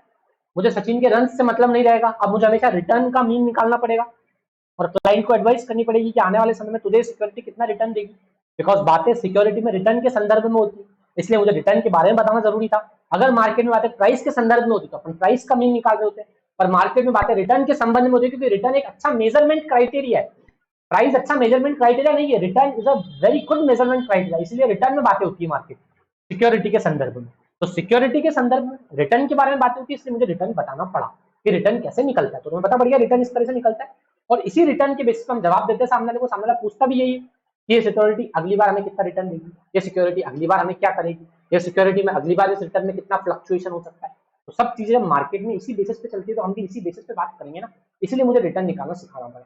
अगर मार्केट में बातें प्राइस के संदर्भ में चलती तो मैं प्राइस के बारे में बताता, पर मैंने कहा प्राइस में कमी होती है।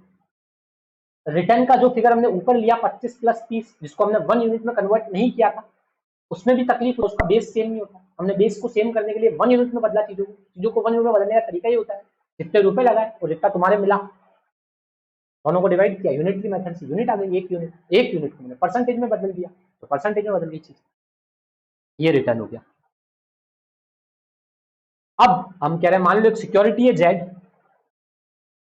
तो हमें मीन निकालना पड़ेगा। रिटर्न हमारे पास हमेशा दिए हुए होंगे सवाल में, कभी कभी सवाल में रिटर्न नहीं दिए होंगे तो हमें निकालना पड़ेगा फॉर्मूला लगा के। हम मीन निकाल लेंगे और मीन निकालने के बाद हम स्टैंडर्ड डेविएशन भी निकाल लेंगे अगर हमें जरूरत पड़ी कहीं एसएफएम में, बिकॉज हम एसएफएम के पॉइंट ऑफ व्यू से मीन और स्टैंडर्ड डेविएशन को लगाना सीख रहे हैं। पर अभी हमने सचिन का डेटा जो यूज किया वो पास्ट डेटा थे सचिन, पर हम यहां जो मीन निकालेंगे ना सिक्योरिटी के केसेस में, वो हो सकता है पास्ट डेटा की हेल्प से हो या हो सकता है फ्यूचर डेटा की हेल्प से हो, क्योंकि सिक्योरिटी के संदर्भ में बहुत सारे लोग एनालिसिस करने के लिए बैठे हैं। आज एक सिक्योरिटी का, रिलायंस की सिक्योरिटी का हजारों लोग एनालिसिस कर रहे हैं, तो वो फ्यूचर का प्रिडिक्शन भी बता देते हैं हमें। तो सचिन के रन्स का कोई फ्यूचर प्रिडिक्शन के लिए इतने बड़े एनालिसिस करने वाले लोग नहीं बैठे हुए, पर सिक्योरिटी के हर पल के मूवमेंट पे एनालिसिस होती है।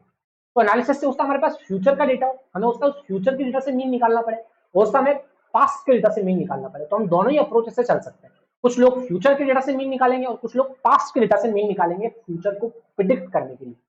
फ्यूचर की प्रिडिक्शन का मीन, पास्ट की प्रिडिक्शन से फ्यूचर का मीन, भाई दोनों तरह के डेटा हो सकता है। फ्यूचर में ये हो सकता है, हमने कहा इन सबको जोड़ो, इसका मीन पास्ट में ये हुआ था, इनसे इसका मीन बता दो आगे आने वाले समय में, आगे आने वाले समय में क्या मिलेगा, ये दो डेटा पे बेस हो सकता है सिक्योरिटी के केसेस में। क्योंकि सिक्योरिटी के केसेस में डे टू डे मार्केट में पता पड़ता रहता है कि सिक्योरिटी एक्चुअल में इतना कमा सकती है, इतना कमा सकती है, इतना इतना इतना इतना कमा सकती है, तो वो प्रोबेबिलिटी पता पड़ती जाती है, इसलिए हमें फ्यूचर का डेटा भी मिल सकता है। अगर हमारे पास पास्ट का डेटा होगा तो हम उसे बोलेंगे ये एक्स पोस्ट डेटा है, और अगर हमारे पास फ्यूचर का डेटा होगा तो हम उसे बोलेंगे ये एक्स एंट डेटा है। तो फ्यूचर डेटा और पास्ट डेटा कब पता पड़ेगा हमें फ्यूचर डेटा? फ्यूचर डेटा में तुम्हें प्रोबेबिलिटी दी हुई होगी हमेशा सवाल में, अगर प्रोबेबिलिटी दी हुई है तो फ्यूचर डेटा मान के हम सवाल को करेंगे, और अगर पास्ट डेटा सचिन की तरह का तो उसमें प्रोबेबिलिटी नहीं दी हुई होगी तो हम पास्ट डेटा मान के सवाल को कर देंगे। पास्ट डेटा तुम जानते हो कैसे निकालते हैं, मीन, स्टैंडर्ड डेविएशन सब पता है तुमको। आज पास्ट डेटा की कुछ और बातें भी सीखेंगे। देखिए अब यहाँ पे क्या हो रहा है, आइए देखते हैं। नंबर ऑफ ईयर दिए हुए, मुझे पता है मेरी आवाज बेस हो रही है पर कोई बात नहीं, झेल लो यार। ईयर 1, ईयर 2, ईयर 3, ईयर 4 और ईयर 5, 12 12 12 10 और 10 किसी सिक्योरिटी ने कमाई। हमें इसका रिटर्न चाहिए, रिटर्न ही दिया हुआ, चलो रिटर्न चाहिए क्या, हमें तो सीधा मीन चाहिए। मीन को दूसरी भाषा में बोलते हैं एक्सपेक्टेड एवरेज, कुछ भी बोल सकते हैं, तो बोलेगा एक्सपेक्टेड रिटर्न बताओ, एवरेज रिटर्न बताओ, बता देंगे मीन निकाल। मीन का फॉर्मूला हमें पता है, sigma x divided by n. का मतलब मैं क्या कहना चाह रहा हूं, इसका मतलब मैं कहना चाह रहा हूं ये डेटा पास्ट में हो चुके, यहाँ पे हर डेटा को सेम वेट दिया है मैंने। जब मैं n से डिवाइड करता हूं तो हर डेटा को सेम वेट दिया गया, यहाँ 12 को भी सेम वेट है, अगले 12 को भी सेम वेट है, अगले 12 को भी सेम वेट है, यहाँ वेट एकदम सेम है हर डेटा को। पर जब हम प्रोबेबिलिटी वाला यानी कि फ्यूचर का डेटा यूज करते हैं तो वहां वेट हमें अलग अलग देना पड़ता है, इसलिए वहां n से डिवाइड नहीं होता है, ध्यान रखना। जब हम चीजों को n से डिवाइड करते हैं इसका मतलब है हमने सबको वेट सेम दिया है, और फ्यूचर के डेटा में हम n से डिवाइड नहीं करेंगे। तो क्या करेंगे फ्यूचर के डेटा में, देख लेते हैं, आइए।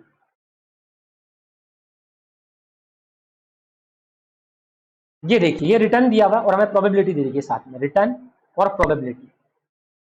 तो जब रिटर्न और प्रोबेबिलिटी वाला डेटा मतलब ये फ्यूचर डेटा है, और फ्यूचर डेटा में हम हर एक डेटा की वैल्यू को वेट सेम नहीं दे सकते, हमें वेट चेंज करने पड़ेंगे, हर डेटा का वेट चेंज होगा। तो हर डेटा का वेट चेंज कैसे करें, तो हर डेटा का वेट चेंज ऐसे करेंगे, प्रोबेबिलिटी से मल्टीप्लाई कर देंगे रिटर्न को, और जो प्रोबेबिलिटी से मल्टीप्लाई होकर रिटर्न आएगा उसकी टोटल करेंगे, और उसकी टोटल ही क्या होगी, हमारे लिए मीन होगी। मतलब मीन अगर फ्यूचर डेटा में है तो उसका फॉर्मूला बनेगा सिग्मा पी एक्स, और अगर मीन वहां पे है जहां पे हम सभी डेटा को प्रोबेबिलिटी सेम देते हैं, वहां फॉर्मूला होता है sigma x divided by n. समझ लो मेरी बात को, क्यों हो रहा है ऐसा?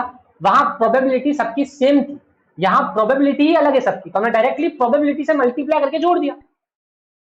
वहां भी हम प्रोबेबिलिटी से मल्टीप्लाई कर रहे हैं, अगर ढंग से देखोगे फॉर्मूला को तो sigma x divided by n का मतलब क्या है? सबकी प्रोबेबिलिटी सेम टू सेम चलती चली जा रही है। भाई इसके आने के चांस भी उतनी है, इसके आने के चांस भी उतनी है, इसके आने के चांस भी उतनी है, इसके आने के चांस भी उतनी है, इसके आने के चांस भी, सबके आने के बराबर चांस है।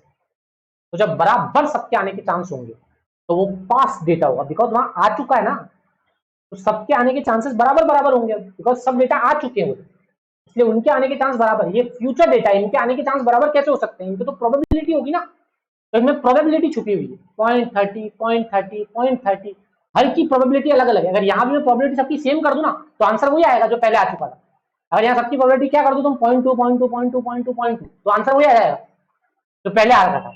पर यहाँ 0.30, किसी की 0.30, किसी की 0.20, किसी की 0.10, किसी की 0.10, इसीलिए हमने डायरेक्टली प्रोबेबिलिटी से मल्टीप्लाई किया एक्स को और आंसर निकाल दिया।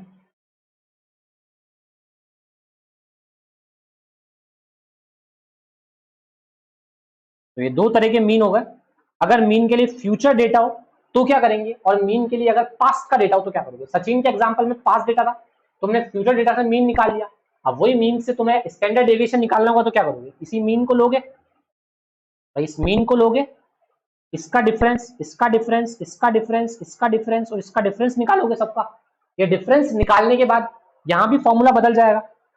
भाई डिफरेंस निकालने के बाद हमेशा क्या करते हैं, हम बोलते हैं जो डिफरेंस आ गया हम कहते हैं sigma x minus x bar का स्क्वायर डिवाइडेड बाय एन, और ये रूट ओवर आ गया। पर डेटा फ्यूचर डेटा है, फ्यूचर डेटा में एन कभी भी डिवाइड में नहीं आएगा, बिकॉज एन डिवाइड में आने का मतलब है कि प्रोबेबिलिटी सबको सेम दे दी, सबको सेम प्रोबेबिलिटी नहीं होती है फ्यूचर डेटा में, यही एक प्रॉब्लम होती है, इसलिए एन नहीं आता है, एन की जगह पी आता है और पी ऊपर चला जाएगा, तो ये डेटा इस तरह से कहलाएगा क्या, सिग्मा, और यहाँ पी से मल्टीप्लाई हो जाएगा ये, तो ये फॉर्मूला बनेगा sigma P X minus x bar का होल स्क्वायर और अंडर रूट, ये स्टैंडर्ड डेविएशन का फॉर्मूला बनेगा फ्यूचर डेटा के लिए। तो सारे फॉर्मूलाज लिख लो तुम, mean, standard deviation, standard deviation अगर फ्यूचर वाला डेटा है और पास्ट वाला डेटा है तो क्या होगा, तो आपको सारी बातें समझ में आ जाएगी। मैं डिवाइडेड बाय एन करता हूं तो प्रोबेबिलिटी सबको सेम देता हूं, फ्यूचर डेटा में प्रोबेबिलिटी सेम नहीं देनी है, इसलिए एन की जगह पी ऊपर चला जाएगा, बस इतनी सी बात है। अब मैं समझ रहा हूँ इतना तुम्हें आता होगा यार, मेरी बात को समझ पा रहे हो?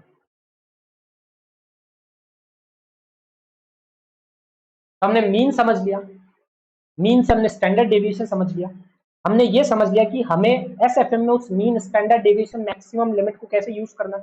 क्लाइंट हमारे सामने सिक्योरिटी का रिटर्न लेके आएगा, बताएगा अगली बार सिक्योरिटी कितना रिटर्न देगी बताओ, हम किस में इन्वेस्ट करें, तो हमें रिटर्न निकालना पड़ेगा। रिटर्न कभी भी प्राइस नहीं होता, बिकॉज प्राइस एक सही मेजरमेंट नहीं है, तो रिटर्न निकाला हमने, रिटर्न का कोई फॉर्मूला होता नहीं है, पर फिर भी एक फॉर्मूला दिया हुआ है D1 P1 minus P0 divided by P0 multiply by 100, वो लगाएंगे, रिटर्न निकालेंगे, उन रिटर्न से हम मीन निकालेंगे। अब हो सकता है वो डेटा हमारे पास फ्यूचर का हो या डेटा पास्ट का हो, पास्ट का डेटा हो तो sigma x divided by n करेंगे, वरना हम करेंगे सिग्मा पी एक्स करेंगे। स्टैंडर्ड डेविएशन का फॉर्मूला हो जाएगा sigma x minus x bar divided by n, और स्टैंडर्ड रूट ऊपर चला जाएगा। तो ये बातें हो सकती है, अगर वो डेटा फ्यूचर वाला है तो पी आ जाएगा। अभी तक हमने इतना पढ़ा, मतलब हमने मीन और स्टैंडर्ड डेविएशन की एप्लीकेबिलिटी एसएफएम में देख ली। तो अब हमारा थर्ड टॉपिक शायद स्टार्ट होने वाला है, इसका नाम है, चलो मीन के कुछ सवाल दिए हुए पहले वो कर लेते हैं, तुम्हें थोड़ा अच्छा लगेगा यार। तो मीन के दो सवाल तो हमने पहले कर ही लिए थे जो पीपीटी में शो हो रहे थे, वो तुम्हें वापस एक बार नोटबुक में उतार लेने चाहिए।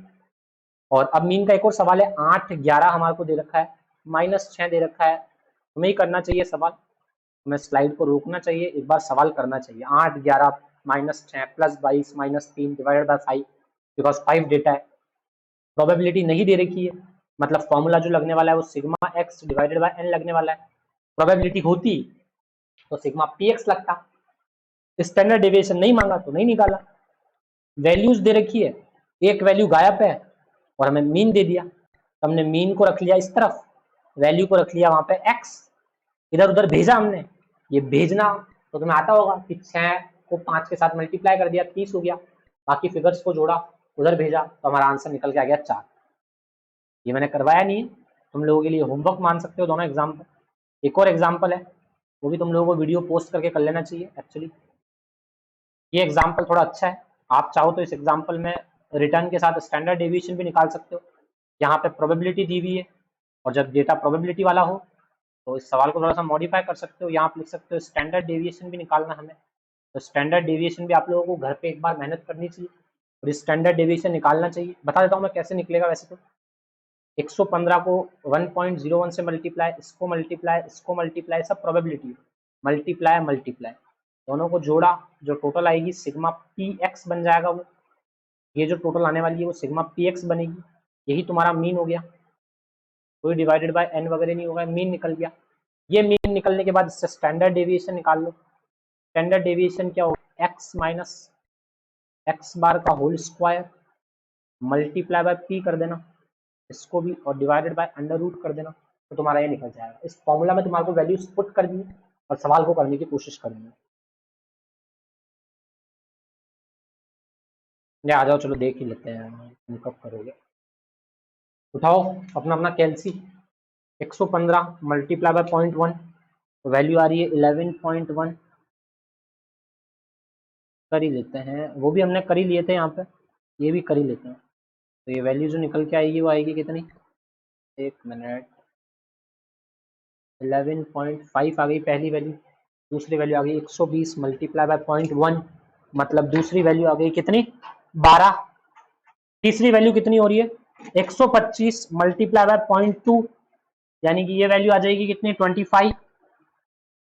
ऐसे करके आपको अगली वैल्यूज निकालनी है। निकालना है 130 मल्टीप्लाई बाय 0.3, तो 130 मल्टीप्लाई बाय 0.3 कितना हो रहा है बच्चों, थोड़ा सा मोटिवेट रहिए, 39। इसके बाद क्या होगा, 135, 135 को आपको मल्टीप्लाई करना है 0.2 से, ये वैल्यू आएगी 27, और 27 के बाद आपको अगली वैल्यू पे जाना है।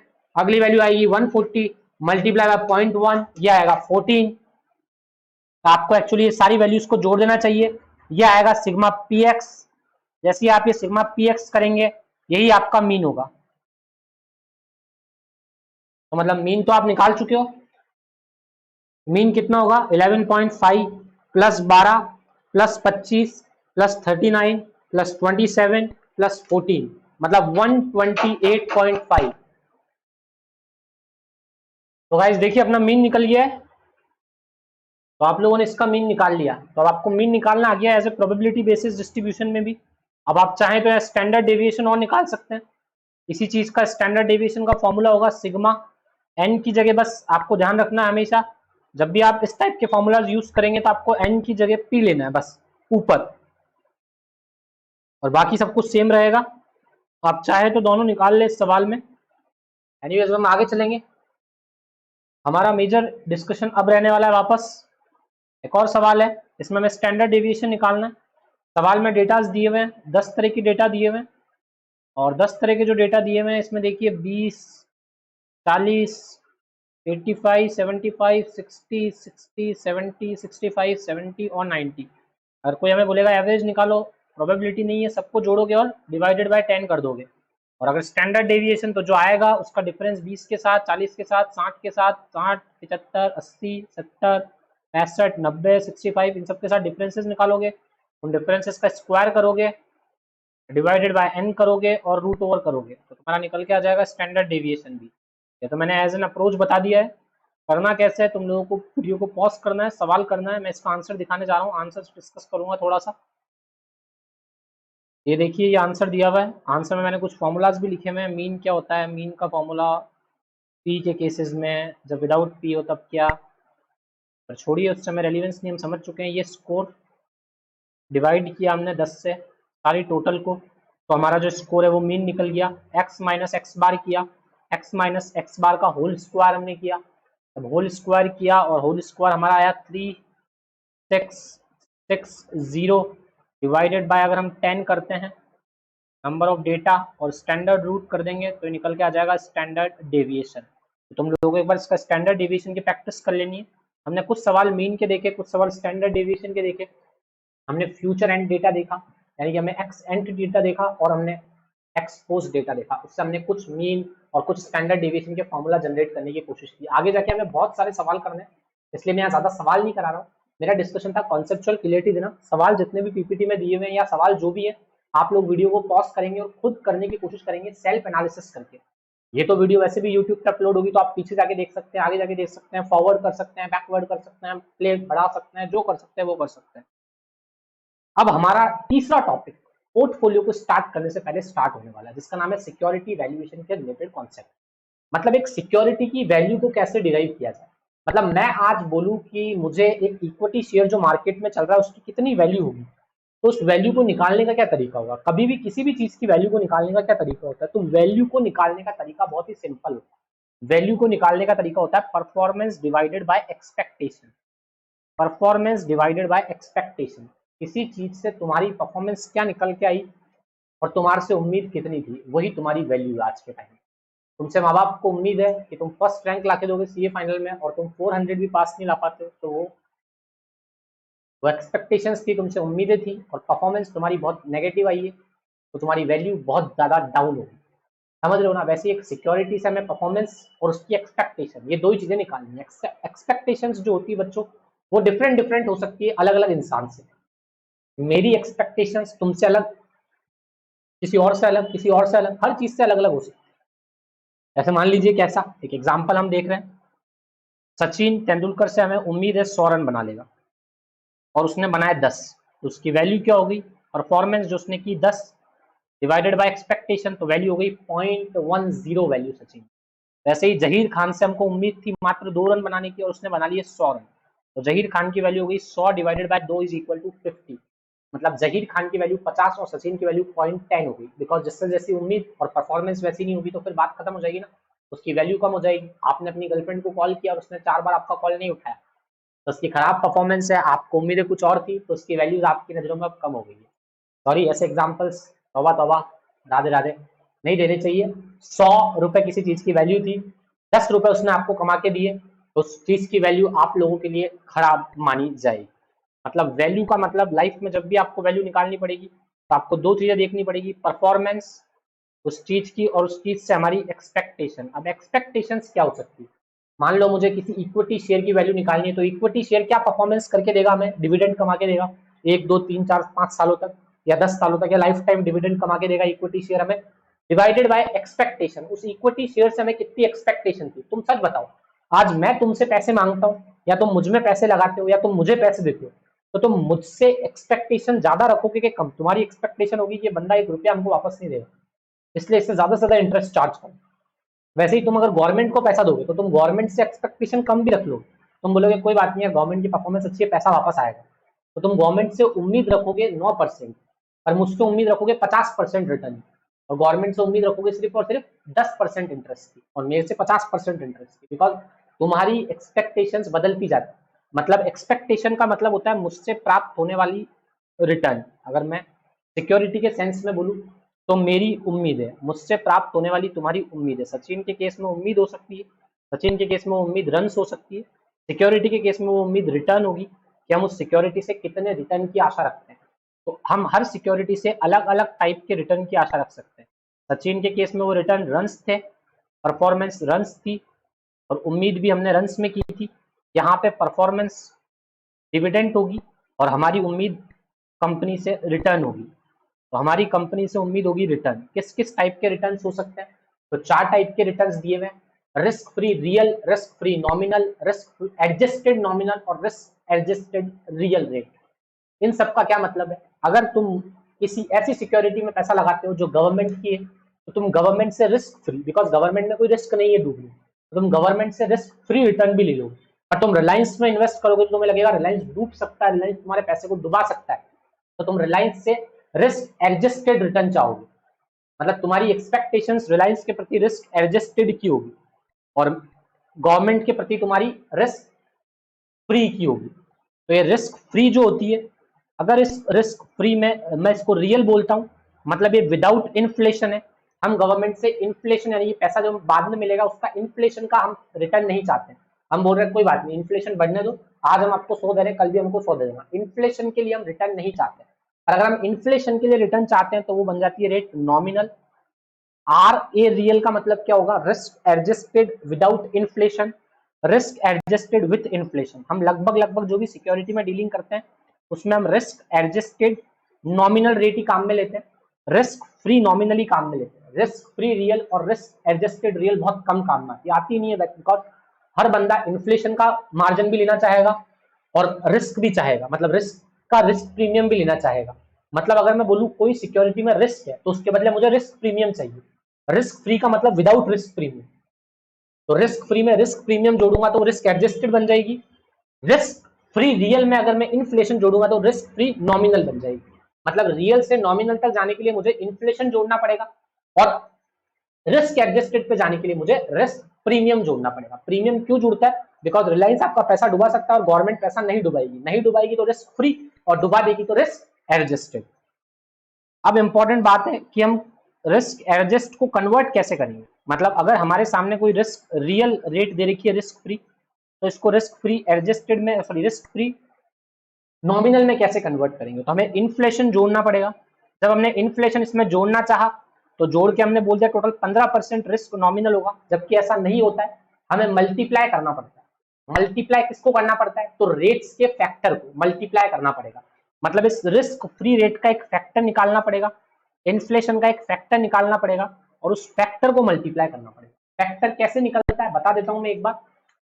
जब भी तुम्हें रिस्क फ्री रियल से इन्फ्लेशन जोड़ना हो या रिस्क फ्री रियल में तुम्हें रिस्क एडजस्टेड जोड़ना हो, रिस्क प्रीमियम जोड़ना हो, हमेशा मल्टीप्लाई से जुड़ेगा और फैक्टर मल्टीप्लाई बाय फैक्टर से जुड़ेगा। कैसे? 12 डिवाइडेड बाय 100 प्लस 1, ये एक फैक्टर बन गया 1.1। ऐसे ही 3 डिवाइडेड बाय 100 प्लस 1, ये एक फैक्टर बन गया 1.12। जो पहला फैक्टर था दूसरा फैक्टर 1.03, दोनों को मल्टीप्लाई किया तो ये वैल्यू निकल के आ गई। 1 रुपए की वैल्यू आफ्टर इन्फ्लेशन 1 साल बाद होगी 1.1537। हमें सिर्फ रिटर्न का एलिमेंट चाहिए तो हम माइनस करेंगे, मल्टीप्लाई करेंगे 100 तो ये रिटर्न का एलिमेंट निकल के आ जाएगा 15.36% का रिटर्न हमें चाहिए। रिस्क फ्री नॉमिनल रेट होगा 15.36। ये हम फैक्टर फैक्टर क्या चिल्ला रहे हैं इतनी देर से? फैक्टर किसी भी चीज का निकालना होता है तो फैक्टर निकलता कैसे है? 1 प्लस रेट डिवाइडेड बाय 100। ये फॉर्मूला होता है फैक्टर बनाने का किसी भी चीज का। मुझे लगता है ये तुम्हें पहले से आता होगा, पर नहीं भी आता तो मैंने सिखा दिया है। फैक्टर बनाने का फॉर्मूला होता है 1 प्लस आर डिवाइडेड बाय 100 और ये जो फॉर्मूला निकल के आता है ये actually present value concept compound interest से निकल के आता है। ये हम सिक्योरिटी वैल्यूएशन में ज्यादा जानेंगे, वैसे मैं उम्मीद करता हूँ ये आपको आता होगा। तो फैक्टर फैक्टर बनाया, फैक्टर क्यों बनाने की जरूरत पड़ी, क्यों मल्टीप्लाई करने की जरूरत पड़ी, अब हमें ये समझना है सिर्फ।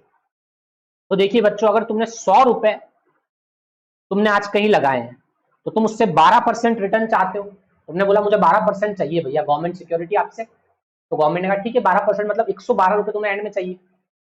तुमने कहा ठीक है, गवर्नमेंट ने कहा ठीक है 112 ले लो।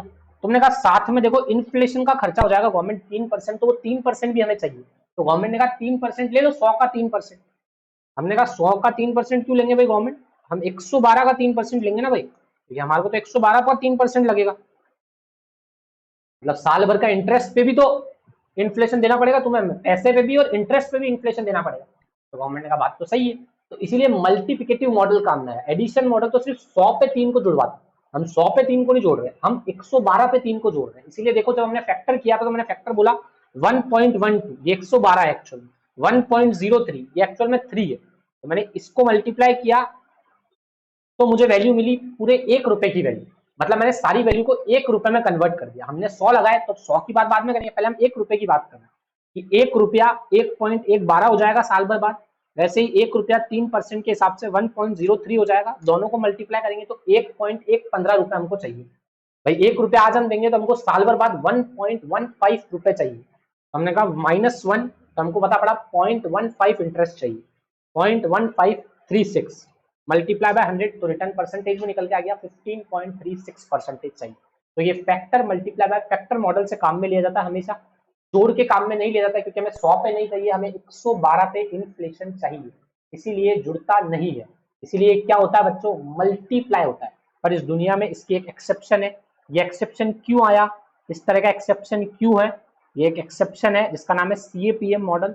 यहाँ पे रिस्क फ्री में रिस्क प्रीमियम डायरेक्टली जुड़ रहा है, जबकि ये फैक्टर मल्टीप्लाई बाय फैक्टर होना चाहिए था, बट इस मॉडल में नहीं होता है। क्यों नहीं होता है इस मॉडल में, वो आगे की बात।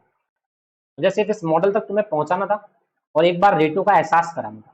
अब मैंने कहा किसी भी चीज की कोई रेट तुम्हें लिखनी है तो लगभग लगभग तुम्हें परफॉर्मेंस डिवाइडेड बाय एक्सपेक्टेशन में हमेशा जो नीचे रेट आएगी वो आएगी risk adjusted rate with inflation. हमेशा अगर तुम्हें कभी क्वेश्चन ने निकालने को बोला तो तुम मल्टीप्लाई करके फैक्टर करके निकाल लो सीएपीएम के अलावा। सीएपीएम साफ साफ क्वेश्चन खुद ही बोलता है, सीएपीएम वाला क्वेश्चन है। सीएपीएम क्या होता है हम अगली क्लासेस में जान लेंगे, कोई टेंशन की बात नहीं। अभी हम आगे चलते हैं। अब हमें सिक्योरिटी पे निकालना है, सिक्योरिटी की वैल्यू निकालनी थी। तो हमने कहा जैसे मान लो दो तरह की सिक्योरिटीज दुनिया में होगी। एक तो ऐसी सिक्योरिटी जो तुम्हें लाइफ टाइम इंटरेस्ट देती है, लाइफ टाइम तुम्हें डिविडेंड देती है। ऐसा कौन होता है? इक्विटी। इक्विटी हमें लाइफ टाइम डिविडेंड देती है, कभी भी रिडीम नहीं होती। और डिबेंचर रिडीम होते हैं और डिबेंचर रिडीम होकर हमें इंटरेस्ट देते हैं कुछ सालों तक और बाद में रिडीम हो जाते हैं। ऐसा ही होता है। तो मैंने बोला जैसे मान लो तुम्हारे पास एक डेट है जो तुम्हें 5 सालों तक 100 रुपए देगा और 5 सालों बाद बंद हो जाएगा 100 रुपए देना, तो थोड़ा 500 रुपए तुम्हें कमाई देगा। तो उस 500 रुपए के लिए आज तुम कितने रुपए देने दे सकते हो? तो क्या आज तुम 500 रुपए दे दोगे क्या उसको खरीदने के लिए? नहीं, हम 500 रुपए की प्रेजेंट वैल्यू देंगे। मतलब हम क्या कहना चाह रहे हैं, कोई सिक्योरिटी अगर 5 साल तक हमें कुछ देती है, जैसे कि हमको 100 देगी, हमको 100 देगी, ये तो उसकी परफॉर्मेंस है डिवाइडेड बाय एक्सपेक्टेशन। एक्सपेक्टेशन हो जाएगी आरई, जो उससे मिलने वाला रिटर्न है। हमें उम्मीद है 10% रिटर्न की, तो 10 हो गया आरई। यहां लग जाएगा +1, यहां लग जाएगा 2 साल बाद खड़ी वैल्यू, इसलिए 1 प्लस आरई की पावर 2, फिर लग जाएगा 1 प्लस आरई की पावर 3। और ये क्यों लग रहा है 1 प्लस आरई की पावर 3? क्योंकि 1 साल बाद जो वैल्यू खड़ी उसको आज पे खींचा, 2 साल बाद वैल्यू को 2 पावर लगा के खींचा, 3 साल बाद वैल्यू पावर को 3 पावर लगा के खींचा, 4 को 4 पावर लगा के खींचा। ये हो रहा है कंपाउंड इंटरेस्ट की वजह से, जो तुम सीए फाउंडेशन में पढ़ चुके हो। मुझे उम्मीद है कि तुम्हें आता होगा। मुझे यहाँ वैल्यूएशन सिखाना था कि वैल्यूएशन का मतलब होता है performance divided by expectation. Expectation क्या होती है? तुम उस सिक्योरिटी से कितना रिटर्न चाहते हो, उसमें रिस्क देख के, उसमें सब कुछ देख के, तो तुम्हें पता पड़ता है वो रिस्क एडजस्टेड हम चाहते हैं हमेशा गवर्नमेंट के अलावा सारी सिक्योरिटीज से। और ऊपर उसकी परफॉर्मेंस, परफॉर्मेंस होगी उससे मिलने वाला इंटरेस्ट और डिविडेंड। कुछ सिक्योरिटी से जिंदगी भर मिल सकता है और कुछ सिक्योरिटी से जिंदगी भर नहीं मिलेगा, कुछ लिमिटेड टाइम के लिए मिलेगा। जिस सिक्योरिटी से जिंदगी भर मिलता है उसको जीपी मेथड से सॉल्व करते हैं। जीपी एपी ये तुमने पढ़ा होगा कहां पे? अरे जीपी एपी कहां पढ़ते हो भाई? जीपी एपी पढ़ा है तुमने 10th क्लास में। तो जीपी एपी से सॉर्ट आउट करके फॉर्मूला निकला। बिकॉज ऑफ दैट उस फॉर्मूला में होता क्या, 100 1 प्लस आरई, फिर 100 1 प्लस आरई, क्योंकि जिंदगी भर मिलने वाला है, 1 प्लस आरई की पावर 2, फिर 100, फिर 1 प्लस आरई की पावर, ऐसे करते करते मुझे एक पावर एन लगानी पड़ी। तो जब एन लग जाती है ना पावर में, तो वो जीपी मेथड से चलने लग जाता है। और जीपी मेथड ने एक शॉर्टकट फॉर्मूला दिया सारा सॉर्ट आउट करके एन को, बिकॉज एन मतलब पता ही नहीं कितनी यूनिट्स तक ये फॉर्मूला अप्लाई करना है। तो उसने बोला डायरेक्टली फॉर्मूला लगेगा performance divided by expectation. Direct मतलब डिविडेंड डिवाइडेड बाय आरई या इंटरेस्ट डिवाइडेड बाय आरई। बस डायरेक्टली जो वैल्यू में आंसर निकलेगा वही तुम्हारी इसकी आज की वैल्यू होगी, मतलब P0 होगी। हम 0 ईयर पे खड़े होके वैल्यूज निकालते हैं आगे आने वाले सालों की। हम कहते हैं 1 साल बाद ये इतना देगा, 2 साल बाद, 3 साल बाद, 4 साल बाद, तो आज इसकी वैल्यू क्या होगी?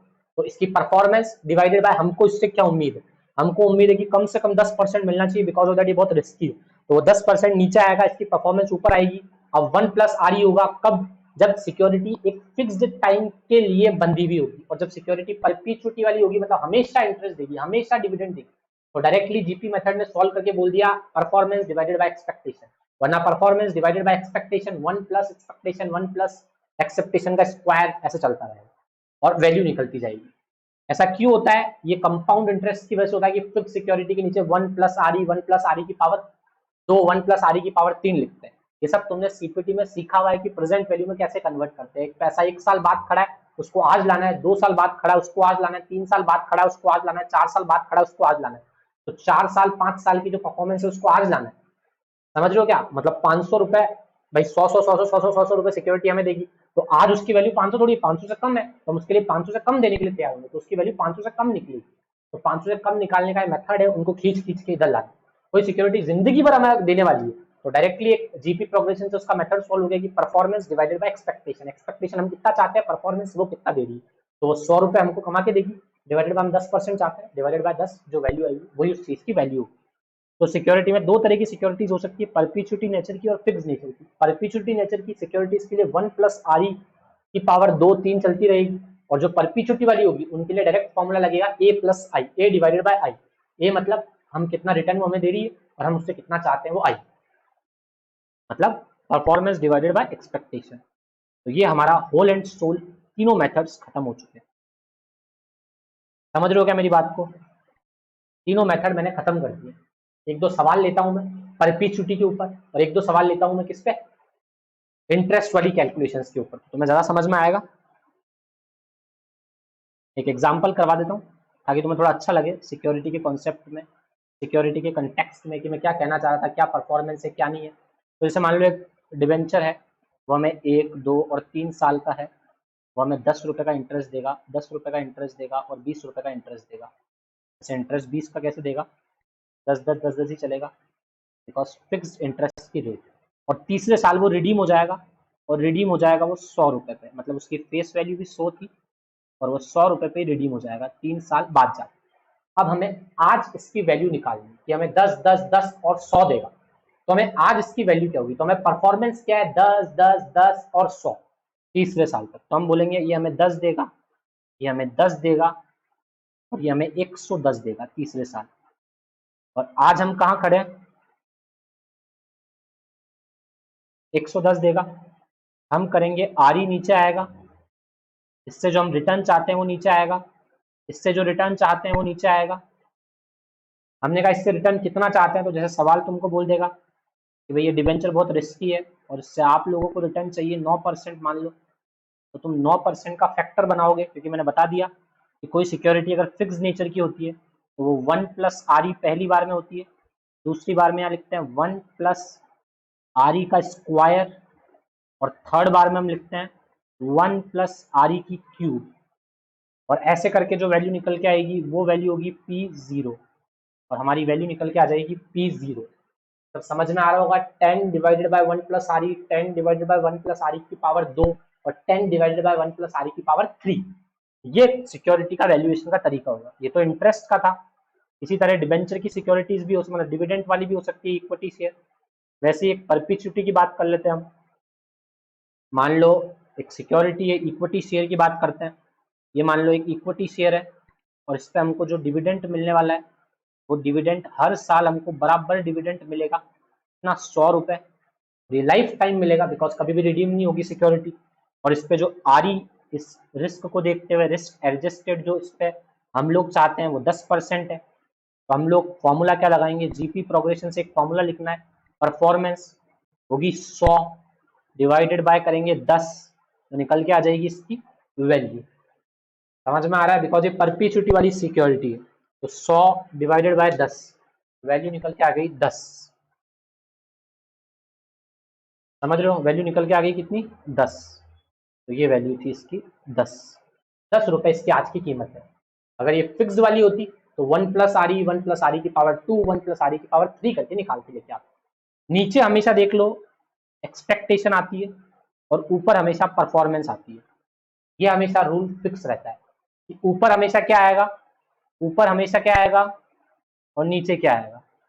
ऊपर हमेशा आएगा परफॉर्मेंस और नीचे आएगा हमेशा एक्सपेक्टेशन। यही हमारा फॉर्मूला बनता है कि परफॉर्मेंस डिवाइडेड बाय एक्सपेक्टेशन। बस अगर फिक्स्ड नेचर वाली है तो फॉर्मूलाज में आपको एक बात ध्यान में रखना पड़ेगा, कंपाउंड इंटरेस्ट की वजह से 1 प्लस आर ई, जितने साल हम आगे जाते जाएंगे फर्स्ट साल की वैल्यू को 0 ईयर पे लाने का तरीका ये होता है, सेकंड साल की वैल्यू को 0 ईयर पे लाने का तरीका डबल होता है, पावर 3 करने पे 3 साल की वैल्यू को 0 ईयर पे लाने का तरीका होता है 1 प्लस आर ई की पावर 3। ये तरीका है, ये आपको पता होना चाहिए बस। सिक्योरिटी वैल्यूएशन के हमने 2-3 सवाल करने की कोशिश की। कभी कभी क्या होता है, इक्विटी शेयर भी फिक्स हो जाते हैं। कैसे, जैसे कि हमने बोला एक इक्विटी शेयर है, उस पर हमको डिविडेंड मिलता है हर साल 10 रुपए का, और वो डिविडेंड हम तीसरे साल उस सिक्योरिटी को बेच देंगे जब उसकी वैल्यू हो जाएगी 125 रुपए। तो अब ये सिक्योरिटी की वैल्यू फिक्स हो चुकी है कि हम तीसरे साल के एंड में उसको बेचना चाहते हैं। तो हम बोलेंगे पहले साल हमको 10 मिलेगा, दूसरे साल हमको 10 मिलेगा, तीसरे साल हमको 10 मिलेगा और प्लस हमको तीसरे साल में 125 मिलेगा। मतलब यहाँ 1 प्लस आर ई की पावर 1, यहाँ लगेगा 1 प्लस आर ई की पावर 2, यहाँ लगेगा 1 प्लस आर ई की पावर 3 और ये भी तीसरे साल में मिलने वाला है, इसलिए यहाँ भी लगेगा 1 प्लस आर ई की पावर 3। और फिर सबको सॉल्व करके हम आगे की तरफ लेके आ जाएंगे। यहाँ 1 प्लस आर ई का मतलब क्या हो जाएगा, रिटर्न, रिटर्न कैसे अपन लिखेंगे, तो रिटर्न को लिखेंगे 1 प्लस 10% को लिखेंगे 10 डिवाइडेड बाय 100 और ऐसे करके वैल्यू निकालेंगे 1 प्लस आर। तो ये पूरा होल एंड सोल तरीका होगा। एक बार वीडियो को वापस रिवाइंड करके तुम सिक्योरिटी वैल्यूएशन को वापस सुन सकते हो। दो तरह की सिक्योरिटी को वैल्यूएशन करना मैंने सिखा दिया है। एक सिक्योरिटी का वैल्यूएशन मैंने सिखा दी जो फिक्स नेचर की होती है, तो फिक्स टर्म के लिए हमें इंटरेस्ट देती है। उसका फॉर्मूला भी परफॉर्मेंस डिवाइडेड बाय एक्सपेक्टेशन ही होता है, बस उसमें 1 प्लस आर ई कंपाउंडिंग की वजह से लग जाता है, 1 प्लस आर ई का क्यूब कंपाउंडिंग की वजह से लग जाता है। और जब हम हमेशा वो रिटर्न मिलने वाला होता है तो जीपी से उस फॉर्मूला का नाम ही परफॉर्मेंस डिवाइडेड बाय एक्सपेक्टेशन रख दिया जाता है, वही फॉर्मूला बन जाता है। बाकी हर फॉर्मूला में परफॉर्मेंस डिवाइडेड बाय एक्सपेक्टेशन यही वैल्यूएशन का रूल है, पी रेशो नहीं, परफॉर्मेंस डिवाइडेड बाय एक्सपेक्टेशन। तो अभी तक हमने क्या क्या पढ़ लिया है, एक बार अगर थोड़ा सा हम रिवाइज करते हैं वापस आज की क्लास को, तो हमने पढ़ लिया मीन का मतलब क्या होता है, इस मीन की हमारी लाइफ में क्या इंपॉर्टेंस होती है, ये फ्यूचर प्रिडिक्शन के बारे में बताता है। स्टैंडर्ड डेविएशन की हमारी लाइफ में क्या इंपॉर्टेंस होती है, ये लगभग ऊपर और नीचे की बातें बताता है। फिर हमने पढ़ा एक नॉर्मल डिस्ट्रीब्यूशन नाम का एक आदमी था जिसने नॉर्मल डिस्ट्रीब्यूशन पे मीन और स्टैंडर्ड डेविएशन का एनालिसिस किया हाइट के बेसिस पे, और उसने बताया 3 स्टैंडर्ड डेविएशन या तो आगे या 3 स्टैंडर्ड डेविएशन पीछे जाना पड़ सकता है। मीन का साइन होता है ये वाला, डेविएशन का साइन होता है ये वाला, मीन का एक साइन होता है इस तरीके से कुछ बनाते हैं यू, ये भी मीन ही बोला जाता है। तो मीन के दो साइन हो गए, एक्स बार और ये वाला, और स्टैंडर्ड डेविएशन का ये साइन हो गया। ये बातें हमने पढ़ी। ये बातें पढ़ने के बाद हमने कहा क्या हमारे लिए एसएफएम में ये काम में आएगी, तो हमने कहा एसएफएम में बहुत काम में आने वाली ये बातें, बिकॉज हमारा क्लाइंट हमें आके बोलेगा इस सिक्योरिटी में इन्वेस्ट करना है कि नहीं करना है, ये सिक्योरिटी हमें आने वाले समय में कितना रिटर्न देगी। तो हमने रिटर्न की बात की। फिर हमको जब रिटर्न की बात समझ में आई तो हमने कहा रिटर्न का मतलब क्या होता है, बिकॉज हम बता दो देंगे क्लाइंट को कि कितना रिटर्न आगे आने वाले समय में देगी। तो मैंने कहा रिटर्न का एक फॉर्मूला होगा D1 plus P1 minus P0 divided by P0 और मल्टीप्लाई बाय 100। मैंने कहा वैसे तो ये कोई फॉर्मूला होता नहीं है, अगर तुम ढंग से देखोगे तो there is nothing in the formula, ये तो एक कॉन्सेप्चुअल बात है, टाटा और रिलायंस के एग्जांपल से हमने समझी। इसके बाद मैंने कहा तुम्हें सिक्योरिटी निकालना आ गया, रिटर्न निकालना आ गया। तुम्हारे पास दो तरह के डेटा होंगे, एक डेटा होगा पास्ट का डेटा सिक्योरिटी के केसेस में, एक हो सकता है फ्यूचर डेटा। पास्ट डेटा में सबकी प्रोबेबिलिटी इक्वल हो जाती है बिकॉज ये हो चुका है, यहाँ पे सबकी प्रोबेबिलिटी डिफरेंट होती है बिकॉज ये फ्यूचर है। जब भी फॉर्मूला लगाएंगे मीन का, ये सिर्फ सिक्योरिटी वाले केसेस में होता है, फ्यूचर बिकॉज सिक्योरिटी में एनालिसिस चलता रहता है। तो हमने कहा मीन जो निकलेगा वो मीन होगा standard deviation divided by n, वरना सिग्मा पी एक्स चलेगा। यहाँ पे स्टैंडर्ड डेविएशन में वो फॉर्मूला बनेगा एक्स बार का whole square divided by N की पावर रूट, वरना बनेगा sigma P X minus x bar का होल स्क्वायर की पावर रूट। ये स्टैंडर्ड डेविएशन का फॉर्मूला बन जाएगा। मीन का फॉर्मूला फ्यूचर डेटा और पास्ट डेटा के बेसिस पे बना दिया हमने। इसके बाद हमने कहा ये तो हमारी होल एंड सोल एप्लीकेबिलिटी हो गई mean mode median standard deviation की। इसके बेसिस पे हमने 2-3 सवाल करने की कोशिश की। मैंने कहा था सवाल आगे बहुत सारे करने हैं। फिर हमने बोला सिक्योरिटी है, उसका वैल्यूएशन करना बहुत ज़रूरी होगा। हमने सिक्योरिटी के वैल्यूएशन की कहानी सुनी। जब हमने इसकी कहानी सुनी तो हमने कहा देखो किसी भी सिक्योरिटी का जब भी वैल्यूएशन करेंगे तो वैल्यूएशन की टेक्निक होगी परफॉर्मेंस डिवाइडेड बाय एक्सपेक्टेशन। ये एक्सपेक्टेशन आर ई हो सकती है, सॉरी आर एफ हो सकती है, आर ए हो सकती है, रियल हो सकती है, इसमें नॉमिनल भी हो सकती है। हमने कहा जो भी ये रियल नॉमिनल होती है इनको जब भी कन्वर्ट करना होता है तो ये फैक्टर मल्टीप्लाई बाय फैक्टर यानी कि 1 रुपी में कन्वर्ट होती है, -1 होता है उससे हमें इंटरेस्ट निकल जाता है, मल्टीप्लाई बाय 100 होके वापस ये परसेंटेज में कन्वर्ट हो जाती है रेट। हमेशा फैक्टर मल्टीप्लाई बाय फैक्टर ही चलेगा। एक बार फैक्टर मल्टीप्लाई बाय फैक्टर नहीं होगा, वो कौन सा मॉडल होगा, वो मॉडल होगा CAPM मॉडल, जिसमें ये अलग तरीके से चलेगा। इसमें RF के साथ ही रिस्क प्रीमियम ऐड हो जाएगी। ये पहला मॉडल होगा जहां डायरेक्ट ऐड होगा बिना फैक्टर बनाए हुए। इसके बाद हमने कहा कोई भी सिक्योरिटी हो, हर सिक्योरिटी की वैल्यू में एक्सपेक्टेशन की जगह तुमको वही लिखना है। तो तुम्हें पता है RE RF RA वो डिपेंड करता है सिक्योरिटी पे। हर सिक्योरिटी की परफॉर्मेंस होगी, परफॉर्मेंस सिक्योरिटी की हो सकती है डिविडेंड, हो सकती है इंटरेस्ट। इसके बाद हमने पढ़ा सिक्योरिटी 2 टाइप की हो सकती है, या तो सिक्योरिटी होगी फिक्स्ड वाली या सिक्योरिटी होगी परपीचुइटी वाली। अगर सिक्योरिटी फिक्स्ड है तो ये जो अपना एक्सपेक्टेशंस है ये 1 प्लस आर ई 1 + RE की पावर 2 3 इस तरह से निकलेगी, और जब ये परचुटी वाली होगी तो डायरेक्ट जो एक्सपेक्टेशन होगी वो डायरेक्ट डिवाइड होगी, बिकॉज ये n पावर लग के जीपी प्रोग्रेशन से हमने इसको सॉल्व कर दिया था, ये भी हम सीख चुके हैं। अब हमें सिक्योरिटी का वैल्यूएशन करना आ चुका है, और साथ में हमें मीन मोड मीडियन की एप्लीकेबिलिटी पता पड़ चुकी है गाइस। बात समझ में आ गई होगी तुम्हें मेरी, तो बोलो वंदे, बोल दो भाई Vande Mataram. Yahoo. Mean mod median की एप्लीकेबिलिटी समझने के बाद अब हम चैप्टर 1 की तरफ बढ़ने जा रहे हैं। चैप्टर 1 जिसका नाम है पोर्टफोलियो। पोर्टफोलियो पोर्टफोलियो पोर्टफोलियो, आई गया आखिरकार पोर्टफोलियो। आज की क्लास को हम थोड़ा छोटा रखते हैं, यही समाप्त करेंगे, बिकॉज आप पहली बार एसएफएम से जुड़ने जा रहे हैं, तो मुझे लगता है एसएफएम से जब पहली बार बच्चा जुड़ रहा है तो मैं उसे ज्यादा प्रेशराइज नहीं करता हूँ। हम कल की क्लास से पोर्टफोलियो स्टार्ट करेंगे। पोर्टफोलियो में टोटल 5 क्लासेस लगने वाली है। कल आपकी क्लासेस शाम 6 बजे से पहले पहले अपलोड हो जाएगी। लॉ की क्लासेस भी आपको अपलोड कर दी जाएगी थोड़ी देर में। Thank you so much guys, have a nice day. मजा आ गया आज आपके साथ जुड़ के। सलाम, thank you and bye bye. जय हिंद, वंदे मातरम।